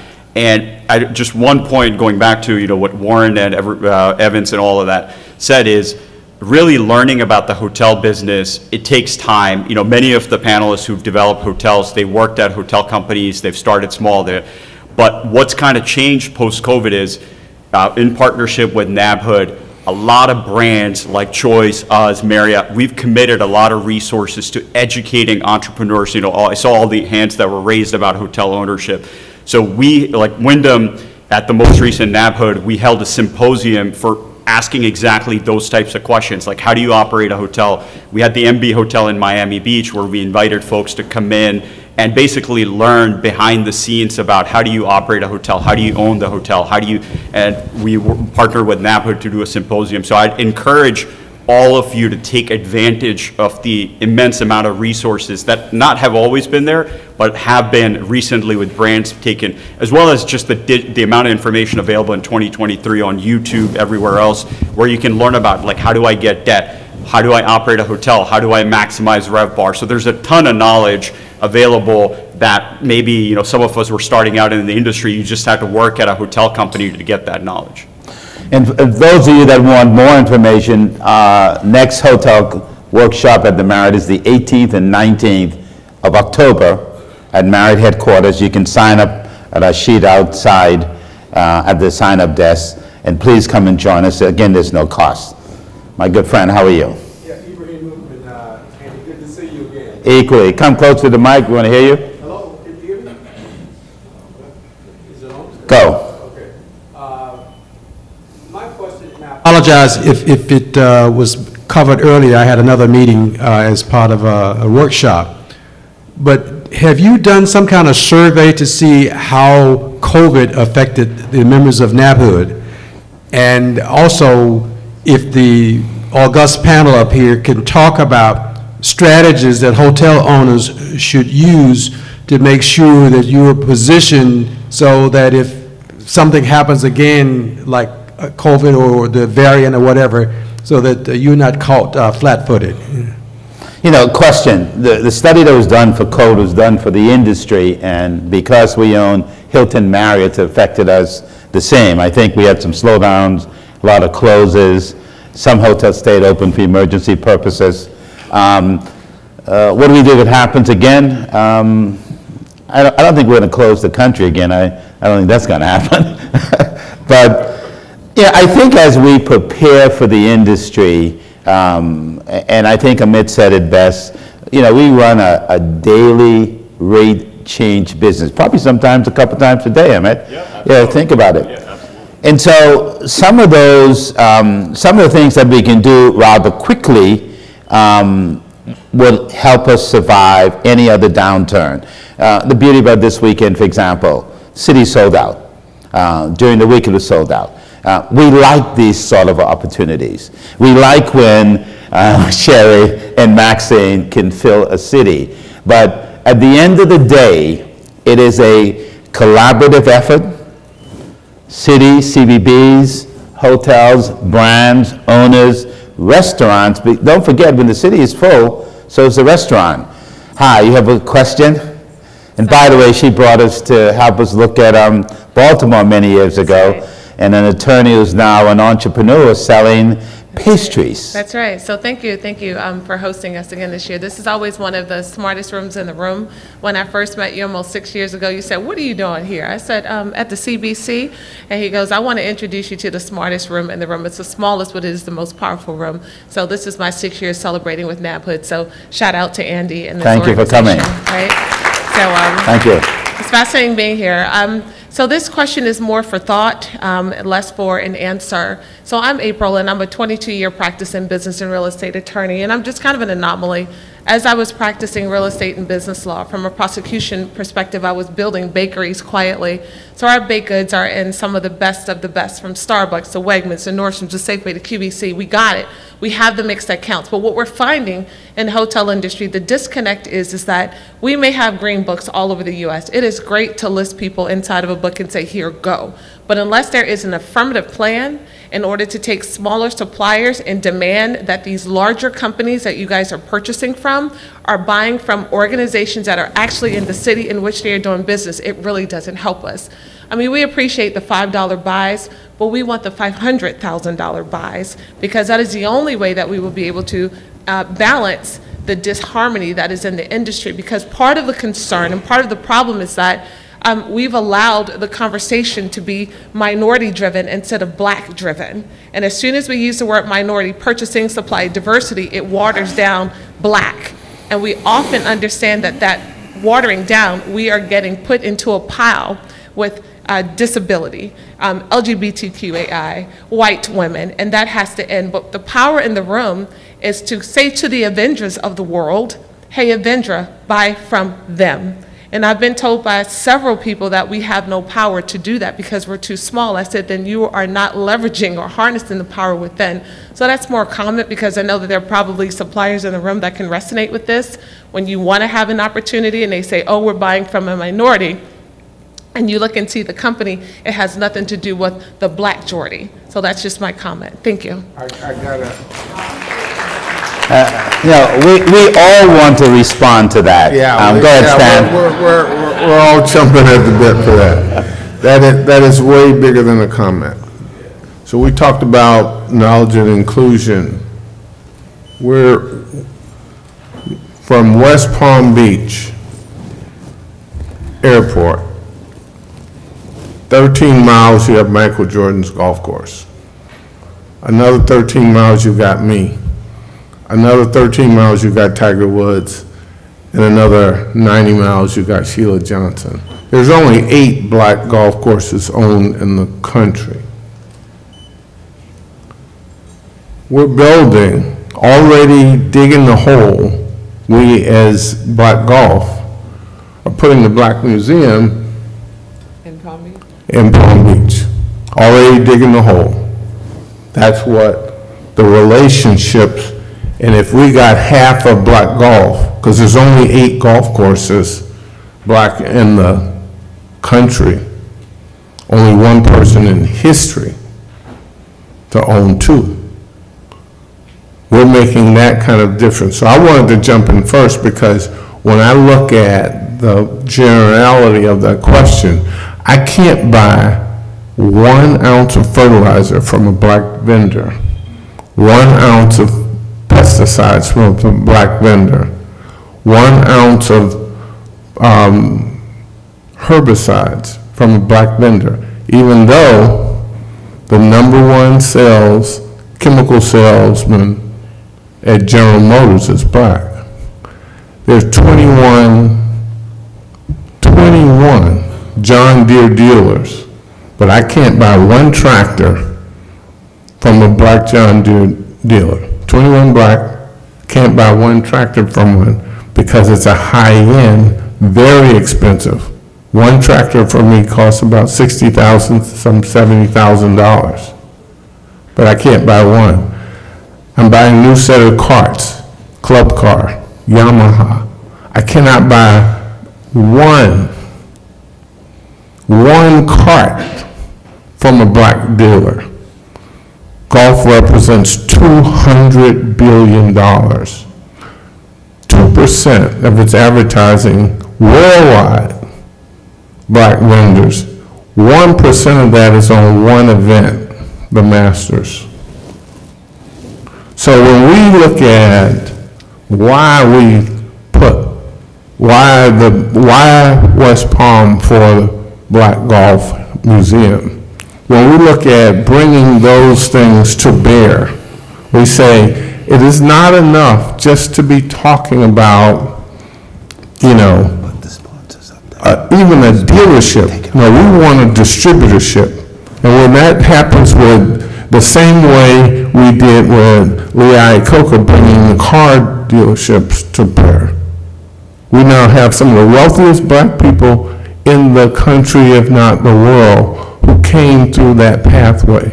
We're going to hit that $200 billion market, and we're going to hit it at every level. I call it the scaffolding that holds up golf, and I call Tiger Woods and Varner the veneer.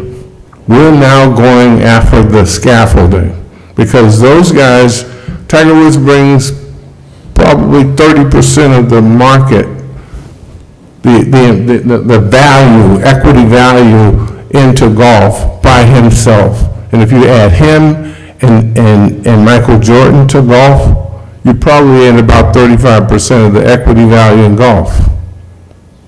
So we're going after the scaffolding.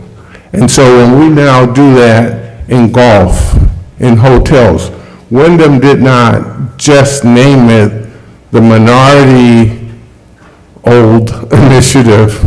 They named it Bold, the Black, because they are now getting that message. And in golf, we're going to get that message. In hotels, we're going to get that message. And I would really love that question because that is the basis for why we're all here. That is the basis for why even the Congressional Black Caucus is here. If we can't make a difference and this just becomes a party, then we'll have a hell of a party, but we'll then be back here asking that same question again. Warren? First, congratulations on your success. You have to basically create the demand for your product. And, the biggest issue with getting product into an operation or food product into an operation is getting through the distribution, as you mentioned, at Vendra. But the customer controls that. I control what Cisco carries for me.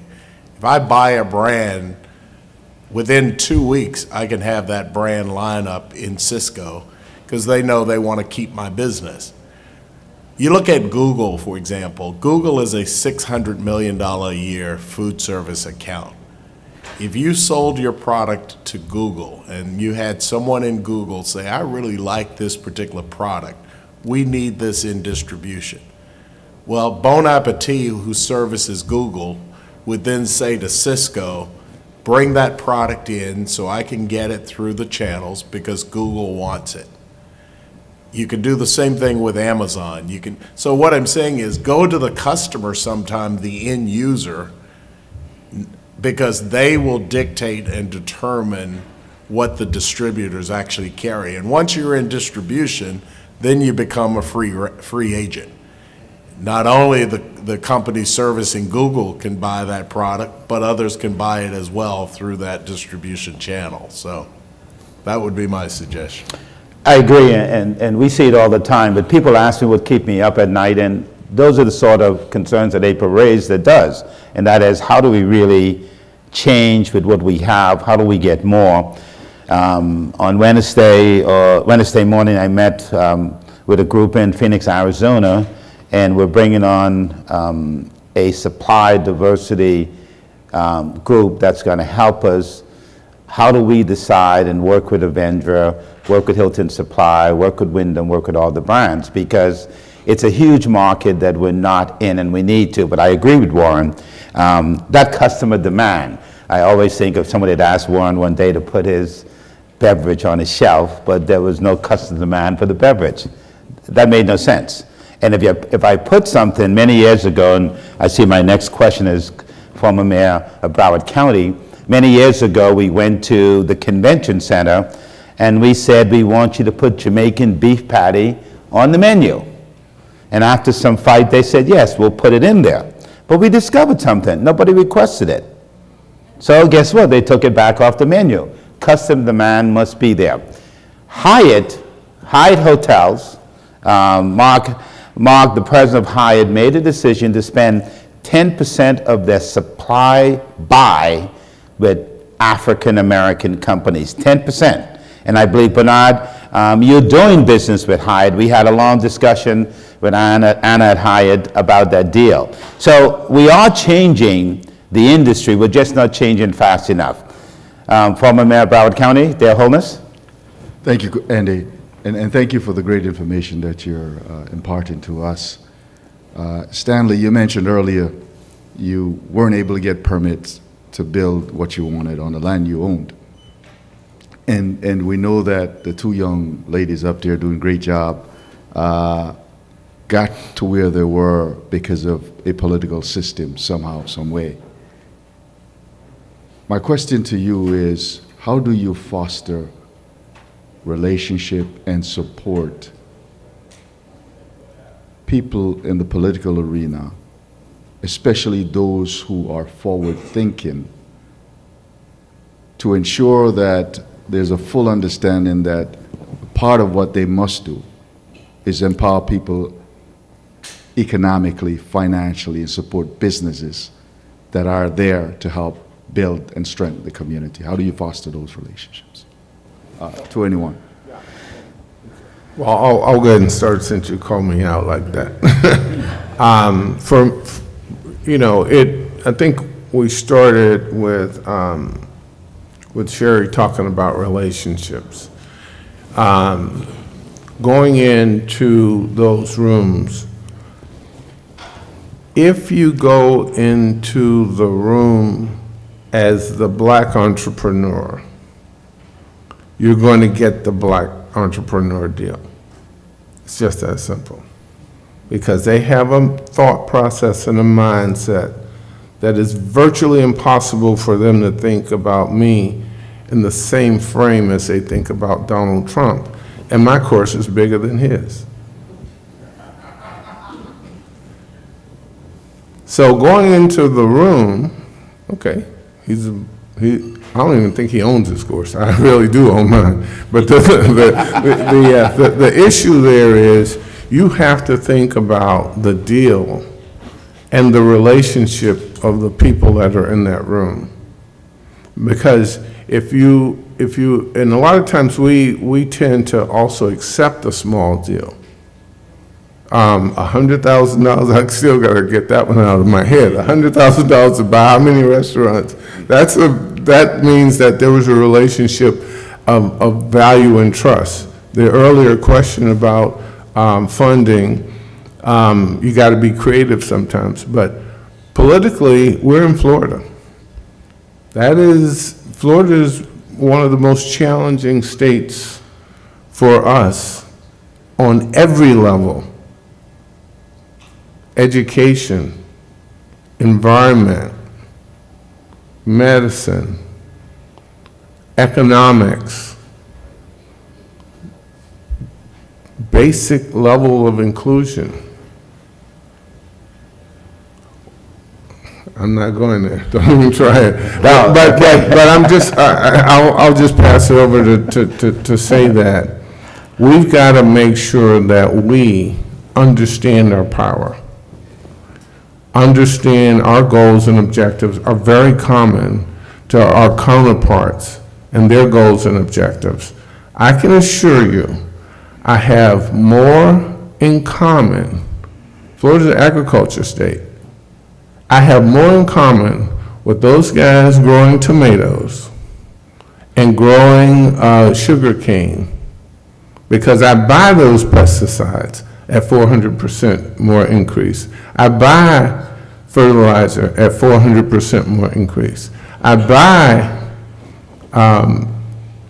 herbicides. And I also have a home or a couple of homes that I have to self-insure because the roof is over 15 years old. So when we look at the deals and we look at how we deal with those, for me, I have to lead by example. Those 30 acres I bought on the Intercoastal are in the adjoining county next door, where the leadership, that was Martin County, the leadership in St. Lucie County is very different. They will let me build that hotel as high as Dubai. I guarantee you. And they're willing and interested. Last night, we had the first open house on the other side. One of my other partners, Sandy Woods, made his fortune in the automobile industry, got the deal. They're doing an open house. All the politicians are there, and Sandy's going to build a $250 million project. And then next out of the box will be another automobile deal guy. You saw him here, Irving Matthews. And then next out of the box, because mine's probably the most expensive at about $300,000 a key times 766 rooms. But that'll be built on the Intercoastal, and the other two properties are also in the Intercoastal in a whole nother county. Now, when we go back, because they know us, when we go back to Martin County, I'm pretty sure that we're going to get a different reception. Because sometimes you deal with sugar, sometimes you have to stand tall with legal, and other times you just have to show by example. And that's what we're trying to do. We will build that many new rooms in the county next door, and our employees will live in Martin County because we've created such value in the real estate property in St. Lucie County that it's going to be cheaper to live in Martin County. I also think, former Mayor, you talked about elected officials, and we find that when we educate these elected officials about what we do, we're the experts. And they get the comfort factor that we can perform. I mean, Warren and Ken and I and our other partners walked into a room the other day with an elected official with their counterparts, a group of them. But what I knew that we had to do is assemble the right team. we had to assemble a team that gave those elected officials the comfortability that we can perform. You know, I once asked the president of Hilton Hotel, when they sold off all the assets to Park and Tom Baltimore became the chairman and president, I asked him publicly at a forum similar to this, I said, hey, Chris, why did you have the confidence to have Tom Baltimore, I didn't say he was African American, to run that part of the business? He said a couple of things. He had a relationship with Tom, relationships, as Sherry said. Tom had a proven track record, and he knew of Tom's commitment. You know what that told me? It told me that he knew that Tom wouldn't let him down.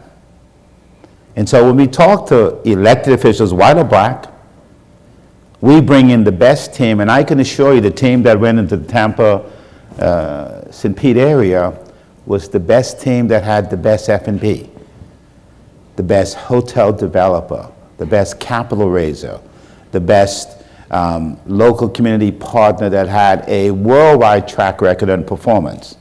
And as we walk through that city, I think we're there a day and a half, we now see the residual factors of people coming back and say, we want you to do that. So I think for us, we've got to be clear in assembling the right team. When I do, when we put deals together and people come to us and say, we have an idea, we want to raise money, I've got to be able to figure out, is that person the right person for me to invest in, or have my other team members invest in? And sometimes we can't, because we know that's not going to work. And we see that often enough. But you had a question? If I could just piggyback. I'm sorry, one moment. Go ahead. Give me 2 minutes, and I apologize. I wanted to piggyback on the crux of the question and how involved our political officials are. Go back closer to mine. When you're getting into hotel development and what you're doing, it is very vital and important, because you're not building that hotel if you can't get your entitlements. You're not building that hotel if you can't get that residential zoning to commercial zoning. So knowing your politicians are extremely important. Then at times they're looking to build a hotel there, and to have a brand behind you that's saying, hey, there's going to be a hotel to build. You know, the brand wills power with that. But those things, like, you're not getting anything done in Chicago without knowing that alderman. I'm going to tell you that right now. You're not getting anything done in Broward County unless you know that mayor and what that's going to do. And just to let them know that, you know, hotel occupancy tax and other taxes that are come through are what's going to help you. So you are partnering with the politicians, with the municipalities in that building to get that done, which is very important and very vital. You want to know, if I'm going to build this hotel, hey, what is the economic development plan for the next 10 years? I think you do it at a 5-year clip, if I'm not mistaken, and you know that. So you want to know that prior, just for your self-knowledge. I apologize, just wanted a couple minutes. If I may have a big voice. You're right. But let me make a suggestion. Someone who served 20 years. You need to build that relationship before 100%. Yeah. If you don't build that relationship before, I owe you nothing, not even access. And those who support the right people before they need something are the ones who get the greatest access and the greatest opportunity to get what they need. So having a friend before you need a friend, that's what you're saying? Good idea. Go ahead. Good afternoon, and thank you. I think my question is for Mr. Warren. Earlier you said that, in answering the young man's question over here, when you look at a deal, it may be 24 months. Is that due diligence process, or is that from making an offer to closing on the deal? Depending on the deal. Warren, come close to the mic. Or I'm sorry, or purchasing and getting up and running. Right. Depending on the size of the transaction, the deal, and so forth, we're more into acquisitions right now of restaurant groups. So I know it could take at least 24 months for me to get a deal closed. That's from negotiation to due diligence to, before we cut the check, the first check of payment. And I always say the first check because there's got to be an earn-out. If it's a hotel deal, if it's a real estate deal, a real estate transaction, it's still going to take better part of 12 months to get the deal done. So if you were doing a transaction 12 months ago with rising interest rates, you're going to run against, you don't know at what point the Fed's going to stop that raise. I think we at least now have a fairly good idea when that is going to stop. You know, it may be 2 more increases, but it'll be shorter than it was, is the point I was trying to make. So shorter than it, has been. Can I add a follow-up to that? Sure, go ahead. With that 12 months, once you close, you still have that process of actually working with the brand to get the hotel up and running, so then that's an additional to the 12 is. Yeah, I mean, the hotel I built behind my office took the better part of 6 years, 5 years from the time we started to get the zoning changed, to then do the architectural drawings, bid it, get it under construction. So it took the better part of 7 years to develop. Okay. Before we opened. And during that time, inflation started to creep in, COVID hit, supply chains started to change. The cost of the hotel went from 15 million to 17 million. You know, so a lot of things can happen during the course of that development process. Okay. Yeah. It's safe to say if it's an existing hotel and you're just buying to take it over. It's a lot easier. Same with a restaurant. It'll take me today, from the time I see an empty piece of space to open a restaurant is 18 months, at least, 18 to 24 months. If I buy it, like I got a call on the way down here about an existing restaurant, I could live in Florida, in Fort Lauderdale, by the way. We could actually be into that property and open in 3 months. So big difference between existing and new. Awesome, thank you. Yeah. John, talk stabilization from the time you open a hotel to stabilization. Great, and just to follow up a little bit on that process as well, it all depends on, again, it goes back to the political connections and affiliations, how long that municipality is it going to take for you to get that entitlement if you're building a new hotel? How long is it going to take for you to get that zoning change? And those processes are a little bit different. Again, Warren's spot on, pretty much that 12 months to, break ground and 12 months to get it built. So bringing that hotel up and getting that hotel stabilization. So from a new construction, a little bit different than what it is from a conversion. A conversion can come of, one of 2 ways, whether it's an existing hotel, maybe it's an independent, it's a certain brand, and now you want to convert it to another brand, okay? Building that hotel and getting it up and running, number one, you want to make sure you've done your due diligence and have what's called a Smith Travel Research Report. You want to have a feasibility study done prior to getting that hotel. You want to make sure not just the brand is telling you it's good to put a hotel there, and not just it's good to put a hotel there, but you want that third-party independent study to say, hey, this validates sort of what we think and what we're going to do. That hotel, when it opens its doors, if you can get that hotel open, it's 100%, that's an incredible feat. That hotel typically is not going to come up to its stabilization until probably 3 to 5 years. So you want to make sure you have that perfect mix of average daily rate, the perfect mix of occupancy. Now, how are you going to get the knowledge of that hotel is in existence? Number one, it's your marketing. The brand is going to be there. The brand is going to have our national marketing campaign, but it is that management company and it's the boots on the ground that's going to make sure that hotel is successful. That partnership with the community, giving back to the community, making sure you sponsor those local soccer tournaments where you're buying the uniforms and different things of that nature.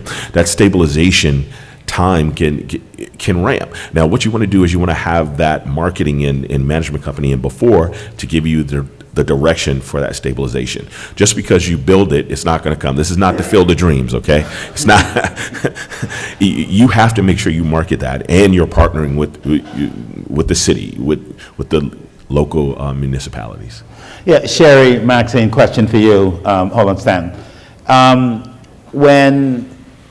Actually, 2-part question. Number one, when a group comes like the National Bar, the makers, and they're looking for a company to do business, you've got to vet that company. The most important factor is that company needs to perform. And secondly, when we build these hotels, your job is to fill those hotels. John said it, that's where the municipality, the Convention and Business Bureau come in. How difficult is it to find minority companies that can fit the bill? And if you do find them, are you guys prepared to help them to come up to speed? Well, what we do at Visit Tampa Bay, we have a partnership department that I manage the black-owned businesses, that I meet with them and I look at their expectations. And in transportation company, for example, we had a black-owned company transport all of the Divine Nine presidents while they were coming in for the Kappa's public meeting. I went out and looked at his fleet. I make sure that the alternator and the motor, all of that works now. No getting a flat tire on the way. I mean, I want your expectations to be high. Soul food, I want the presentation to be excellent. We're not going to just slap it on the plate. So I go out and train with them. And not only that, I give them an idea of who this client is, who Charlotta Wilson-Jacks, Vice President of AKA. I want you to know her. And when you pick her up, I want you to not only just put her in there, I want you to go over and above. When she walks into the JW Marriott, I want the housekeepers, all of the front desk, the cooks, and lined up, welcoming them there. So that, again, gives your hotel, you know, that leverage, and that's your word you gave me, grind, you know, to take it to another level. And another part that I did in my career that I'm so happy, that they tell my boss, Santiago, we come to Tampa because of Sherry. If Sherry not here, we're not coming, and I'm not bragging. And that's because I go over and above Mr. Grind. I had a client, I'll say Church of God in Christ brought 20,000 people in 2019. The bishop wanted a side-by-side refrigerator in his room. And the hotel told me, the engineer and the housekeeper, no, we're not bringing a side-by-side. We don't have a side-by-side. And that's what he wanted, because all the church members were bringing the cakes and the greens and the dressing, and he's going to be there 9 days. I said, we're going to get this refrigerator. So I went down in the hood and went to Rent-A-Center, and I told Santiago, you're going to see a refrigerator from Rent-A-Center on my expense report, because we need to make this $18 million right now. Forget that. So I got the refrigerator. I said, meet me at the loading dock at the Marriott Waterside. Get me a dolly, go to engineering, get me an extension cord, and we're going to put this refrigerator. Guess what? He came back and signed a 2-year deal with $40 million. Relationships matter. Ingenuity too. Max said, Eddie Simmons said, no refrigerator, right? Yeah. Well, we educate our partners in the industry when we're having our minorities, our black groups that are coming in. We let them know who they are, what they're about, and what their needs are, and make sure that they're willing and ready to meet those needs. And then we bring in the customer and we introduce them to our partners, and we make sure that they ensure that what they're looking for, they're going to get. They ask the hard questions, they make the demands. They're not, you know, they don't go easy because it is the Palm Beaches. And when they make those demands, we make sure that the demands are met and the needs are met. So we educate our partners, and we educate them that when we bring this business in, it's very important to make sure that it goes through. Because like Tampa is very successful, that's how you get successful with building these relationships. And a lot of times, we don't have to go out to get the business or look for the business. We are referred. Go to Palm Beaches, because they make it happen. Good. I went to see Sherry a couple of weeks ago with our crew, because we had to go see Sherry before we headed to the airport. Next question. Yes, first of all, this is an excellent forum, and I'm glad to be introduced to the organization. One of my questions is, I hear a lot about building, hotel building. I was wondering what percentage, at least what you might know now, of minority contractors are building some of these hotels that you guys are doing? Very little. I can answer that, I think, for any number of reasons. If you guys want to jump in, very little. This is a very specialized field. Do we want more minority contractors in the business? Absolutely. We've been working with the National Minority. I think somebody was here from the National Women Contractors. But we work hard to get more minorities at all segments of the industry. And yes, there are some minority contractors, it's just simply not enough. There's a lot of, not the prime, what's the, subs. There are a lot of subcontractors that are involved in the deal. It's not only hotels, it's also the same as restaurants. I can tell you Warren has a black architect that designs a lot of his restaurants coming on stream. So it's just simply not enough. We do need more. Okay, I think I can help with that. I hope you can. Okay. Make sure you join NABHOOD and we'll make sure you help with us. Okay. Good. Next question. Hi, everyone. Great form as usual, Andy. My name is Shahiwa Jarrett Gellin. I'm the founder of the Florida Association of Black Chambers, in addition to running the Broward County Black Chamber. And I heard a lot today about partnerships, and I know Andy, I ragged on Andy for about, I don't know, 3 years. Four, okay. Before he finally, we did a matchmaking session, because while as a chamber president I hear about a lot of our companies not being ready, we do have companies that are ready. He talked about a contractor. We have a GC that has built dorms for HBCUs, et cetera. That could easily translate into building a hotel. We have, businesses that provide chemical cleaning products, et cetera. So I think my first point is, one, are you thinking about partnering with chambers? We're boots on the ground. We know the businesses that are doing it and the ones that need that extra help. So that's number one. And that's for, those of you that are investing in building as well as the CVBs. I don't have a Sherry, unfortunately. I will be talking to you, but I don't have a Sherry in my Broward County, and Andy and I talk about this all the time. And so part of that is me, doing the advocacy to create that relationship with our CVB, but also, as to Sherry's point, the training. So we're in the process of putting together training so our businesses understand how to expand their horizons in tourism. So, are you doing that, Sherry, or, I know the Palm Beach, and I can introduce you to your Black Chamber in Palm Beach, because I want our CVBs and our investors to work closely, not only with our chambers for business opportunities to connect them to our small businesses, but as a part of the Florida Association of Black Chambers, we take our members to Tallahassee for a Black Chamber Day, where we advocate for appropriations. This year, we had a chamber that came away with $5 million. She's asking for 6.5 next year. And a lot of our areas are looking to have hotels come. We have former Black business districts that were rich and vibrant with Black businesses that some of these areas are looking to rebuild, doing feasibility studies to bring in hotels. And so there are many ways that we're able to partner with you all. So I just want to know, have you all thought about that? And if so, how have you partnered with Black chambers in the past? Let me start off, and she knows this, and just for everybody's knowledge, we've made a commitment with Black chambers to help them and to partner with them, and Shahiva is helping us, and she's our lead point person with these Black chambers. But she's right. We're not doing enough. We need to do more. And in many communities, in talking with the elected officials, we want to do more. And I know Sherry is the queen of this stuff because it's relationships and partnerships. And I'm sure she can answer for herself in what she's doing in Tampa, so is Maxine.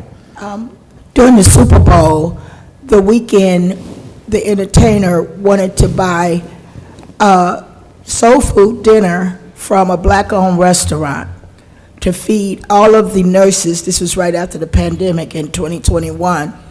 And I immediately had a relationship with the Black Chamber, and I'm really so involved in the Tampa community, and I know where to go.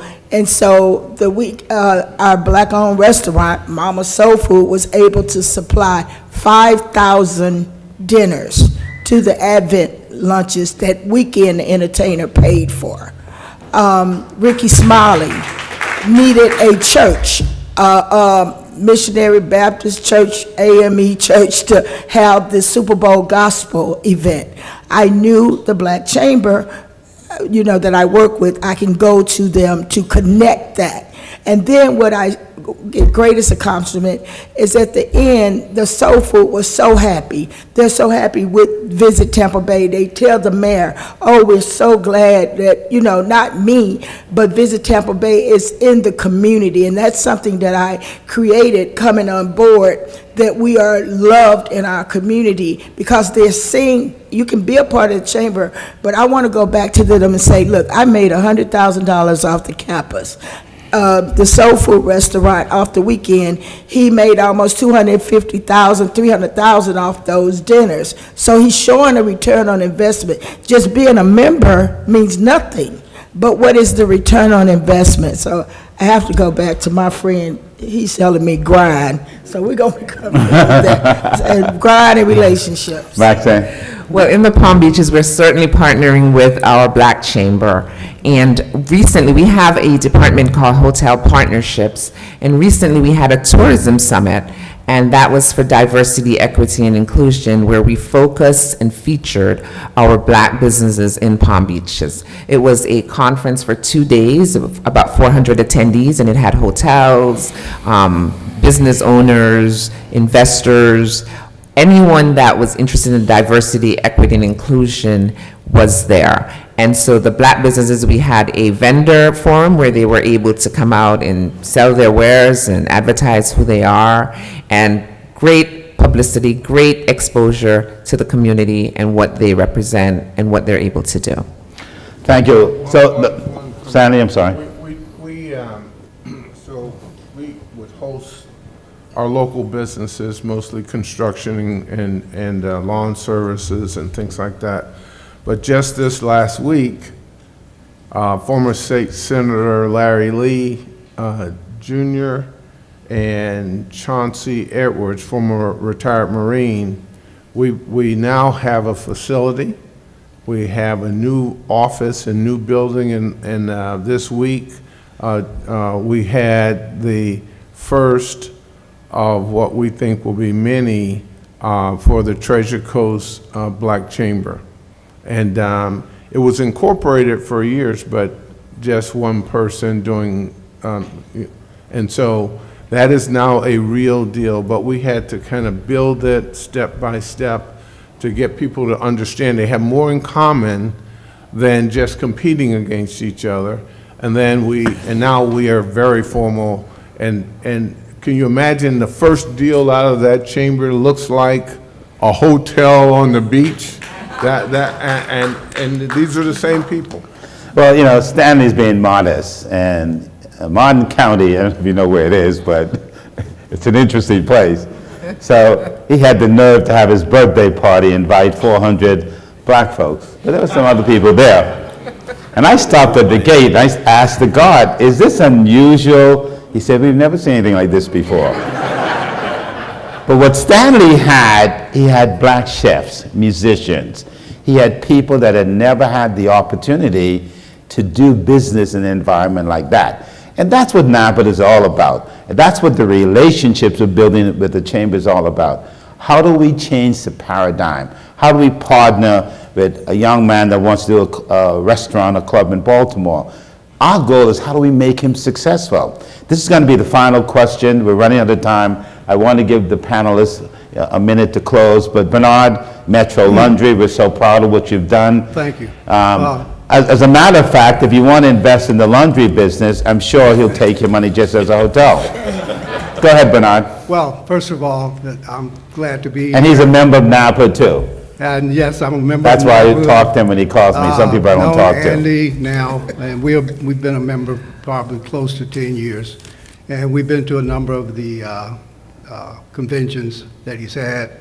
And so I've heard a lot of things that resonates with me, but it brings me back to a little bit of my history starting out, actually getting into the hospitality industry. I started out as a salesperson selling chemicals for a local small company, chemical company, and actually one of your restaurants at that time, Big Boys, was the first restaurant I went into to sell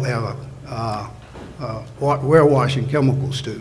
So that really brings me back to you, knowing you for a long time and what you've done in this area. We did thank you. I know that's a long time ago, but the restaurant I definitely remember and those times. I did that for 18 years and then decided to venture out on my own and start a commercial laundry. And I think, is it Vince? The golf courses. some of the things you said about getting vendors that can supply things that you need. I have that same challenge. In the laundry industry, it's no minority or MBEs that will supply the type of equipment that we have. Sure. It's always overseas, the equipment is very expensive, and so it would be great to have a MBE that you could go to and really get the quality equipment that we need to do the job for you. And for all the hotels, to me, what we provide for you guys is paramount, and for you to be able to sell your rooms and get people to come back. Because the first thing and the first presentation that they see is your rooms and your bedding and all of that. So for us, we take pride in what we do, and we compete at the highest level with the bigger companies. But quite frankly, in this area, being the only MBE, and maybe in the United States as far as I know, we do, and I guess I'm gonna toot my own horn a little bit, we do such a great job that we don't really have to send folks out selling, trying to get business. They're usually calling us for references and to come in and do the business for them. And we're at the point now, as Andy said, we need to grow some more. I need more space. We're doing about 50, 60,000 pounds a day and room linen for 35 major hotels in the city. So we can continue to grow. Our name speaks for itself, and I'm just looking for somebody to partner with me to make it grow and get bigger. Thank you. We like that idea, and I just want to add, thank you, Bernard, for that. We had a discussion with a major brand one day, and we were talking about not giving Metro business because they can do it. And my point is that if you give them the business, then they can grow and be successful. You're right. We want to find some partners to invest with Metro Laundry, as to invest with all of your businesses here, because that's what we do from a standpoint of the National Association of Black Hotel Owners. But we've just run out of time, and I'm going to give the panelists 1 minute to kind of wrap up their thoughts and what we do going forward, and how do we make more of an impact in the markets that we're in. Start with you, Maxine. Sure. The Palm Beaches, 47 miles of fabulous beaches, 39 municipalities. We're ready. We're right where we need to be. It's the time. We're ready to do business with the Black organizations. We're ready to welcome Black groups. We're ready to sponsor anything, the initiative, the students. We want to be a leader in this industry, so we're ready. Thanks, Maxine. Stanley? I've talked too much already, but I'm so glad to be here and to continue to participate. The mayor posted me up. I wasn't going to take that shot. Right? I was not going to take that shot, Mr. Mayor. But realistically, we've heard a lot of great wisdom from business and from positioning, and I'm just, every time I come here, I just get more pleased with at least my little bit of participation. Thank you all. Thanks, Dan. John? You know, I pinch myself every time I wake up every morning. I have the opportunity to create generational wealth. I pinch myself. I don't wake up knowing thinking I have a job. I have a purpose. Now, over the last 20 years, we've awarded and financially supported over 347 minority-owned hotels. I want to make sure in the next 5 years we have an opportunity to do that. So I want more Black and African-American owners, not less than 2%. I don't want to come here 10 years from now and we're at 2.1%. I want to come here where we can come here and say we have 20% of the market or whatever we need. I want to make sure that I hold your hand step by step. Hey, you may not have the opportunity or equity to do it this year, but 3, 4, 5 years down the road, we will be together. You have aggregated your capital, you syndicated your partners, and you're ready to close on a hotel transaction. I want to be here, and I want to take you step by step and hold your hand and teach you by the way. with John as well as Marcus. Where's Marcus? Marcus, raise your hand. They'll be around after this so you can talk with them if you want to go that deal. Amit? I share John's enthusiasm. Hospitality is a phenomenal industry. It creates so many jobs, tens of millions of jobs, and it's one of the opportunities where you can start at the very bottom and you could be the GM of the hotel, you could be working for a brand, but we want to take it to the next level where you're actually owning that hotel, creating generational wealth. As John mentioned, we are at Wyndham, we're very committed through our BOLD program, through other resources that we've got to help you take that step, to help you. It's not an overnight journey. It is a long process, but you know that you've got all the resources behind, including many of the panelists here. So please take advantage and ask questions and build those relationships. But at the end of the day, you got to put in the grind. So you can create a lot of wealth if you're willing to put in the work here. Thank you. Sherry? Hi, I just want to tell a brief little story. I started August the 10th, 1985 as a telephone operator at Omni Hotels in St. Louis, making $3.35 an hour. And they hired me on the spot. And I thought to escape drugs and crime from East St. Louis, where I'm from, Tina Turner, where she's from, Jackie Joyner, I said, the hotel lobby was my therapeutic place to get away from all of this craziness from home. So that's when I decided on August 10th, 1985, I was going to dedicate my life to hospitality. I then went on to Marriott St. Louis Convention Bureau, and I worked three jobs, almost 24 hours a day. And then I went to Little Rock Convention Bureau, and I was recruited from Little Rock to come to Tampa. I had never even been in the state of Florida, and like they said, you going to Florida, they don't want any black people there. But I am not afraid. My family almost disowned me, but I said, y'all read the Bible, you go to Bible school, church, and all of that. God walked on the water, he gave sight to the blind. Y'all just talking? I'm gonna walk out on this water. I don't know how I'm gonna make it, but I knew my faith from what I'd been, and here I am 38 years later. I'm a vice president because I'm not afraid of nothing, and I know that I believe in going after what I need to go to make you all successful, to put the heads in the bed, to fill these ballrooms so that you can invest in the hotel, so that you can have money. So that's how I build my relationship with Mayor Jane Castor, Commissioner Gwen Myers, Santiago Carrata, because they know my brand. My brand is accountability. How my brand is with the Divine Nine, with going to Bollywood, with Dr. Karan Patel, which is one of the biggest Indian. They told me, how you going to go to China? Santiago said, we don't have money to go to China. Dr. Patel said, we're going to send Shadi going to China. I brought the biggest Indian event in the United States to Tampa with 53,000 Indians where the Buccaneers play. So I'm not afraid, but what I want to be is effective.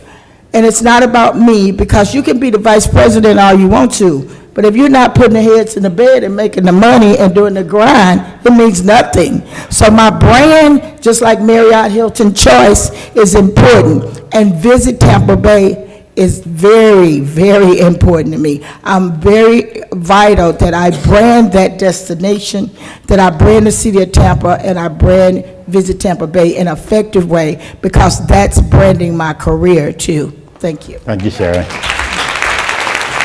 Warren, I want to see you beat that. I tell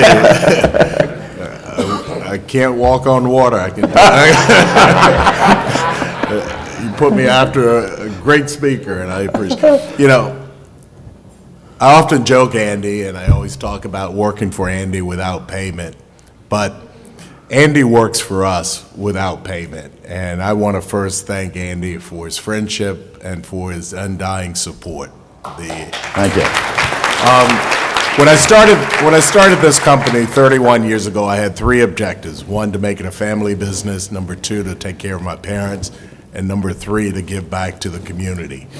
Two of those I've been able to accomplish. The third was a very open-ended objective that I could never check the box and say we've done all we can do. You know, I'm here to report today, not out of bragging, but we're able to give about $5 million a year in scholarships to HBCUs. Next month, we will write our second check for $1 million to Virginia State University and name the hospitality program after my parents, who both got degrees at Virginia State. And the reason I'm saying that is if I look at you as the African American community and I say I need your support for my business, I also have a responsibility to report back to you as shareholders what I'm giving back to our community. So that's why I say what I say. And I think we need to hold all African American businesses accountable to giving back if we're going to go out of our way to support them. It's a cycle that has to be completed. And so that's why I report today. So in closing, thanks, Andy, for your continued support. The trips we do together, I look forward to those. I have a lot of fun with Andy whenever we go.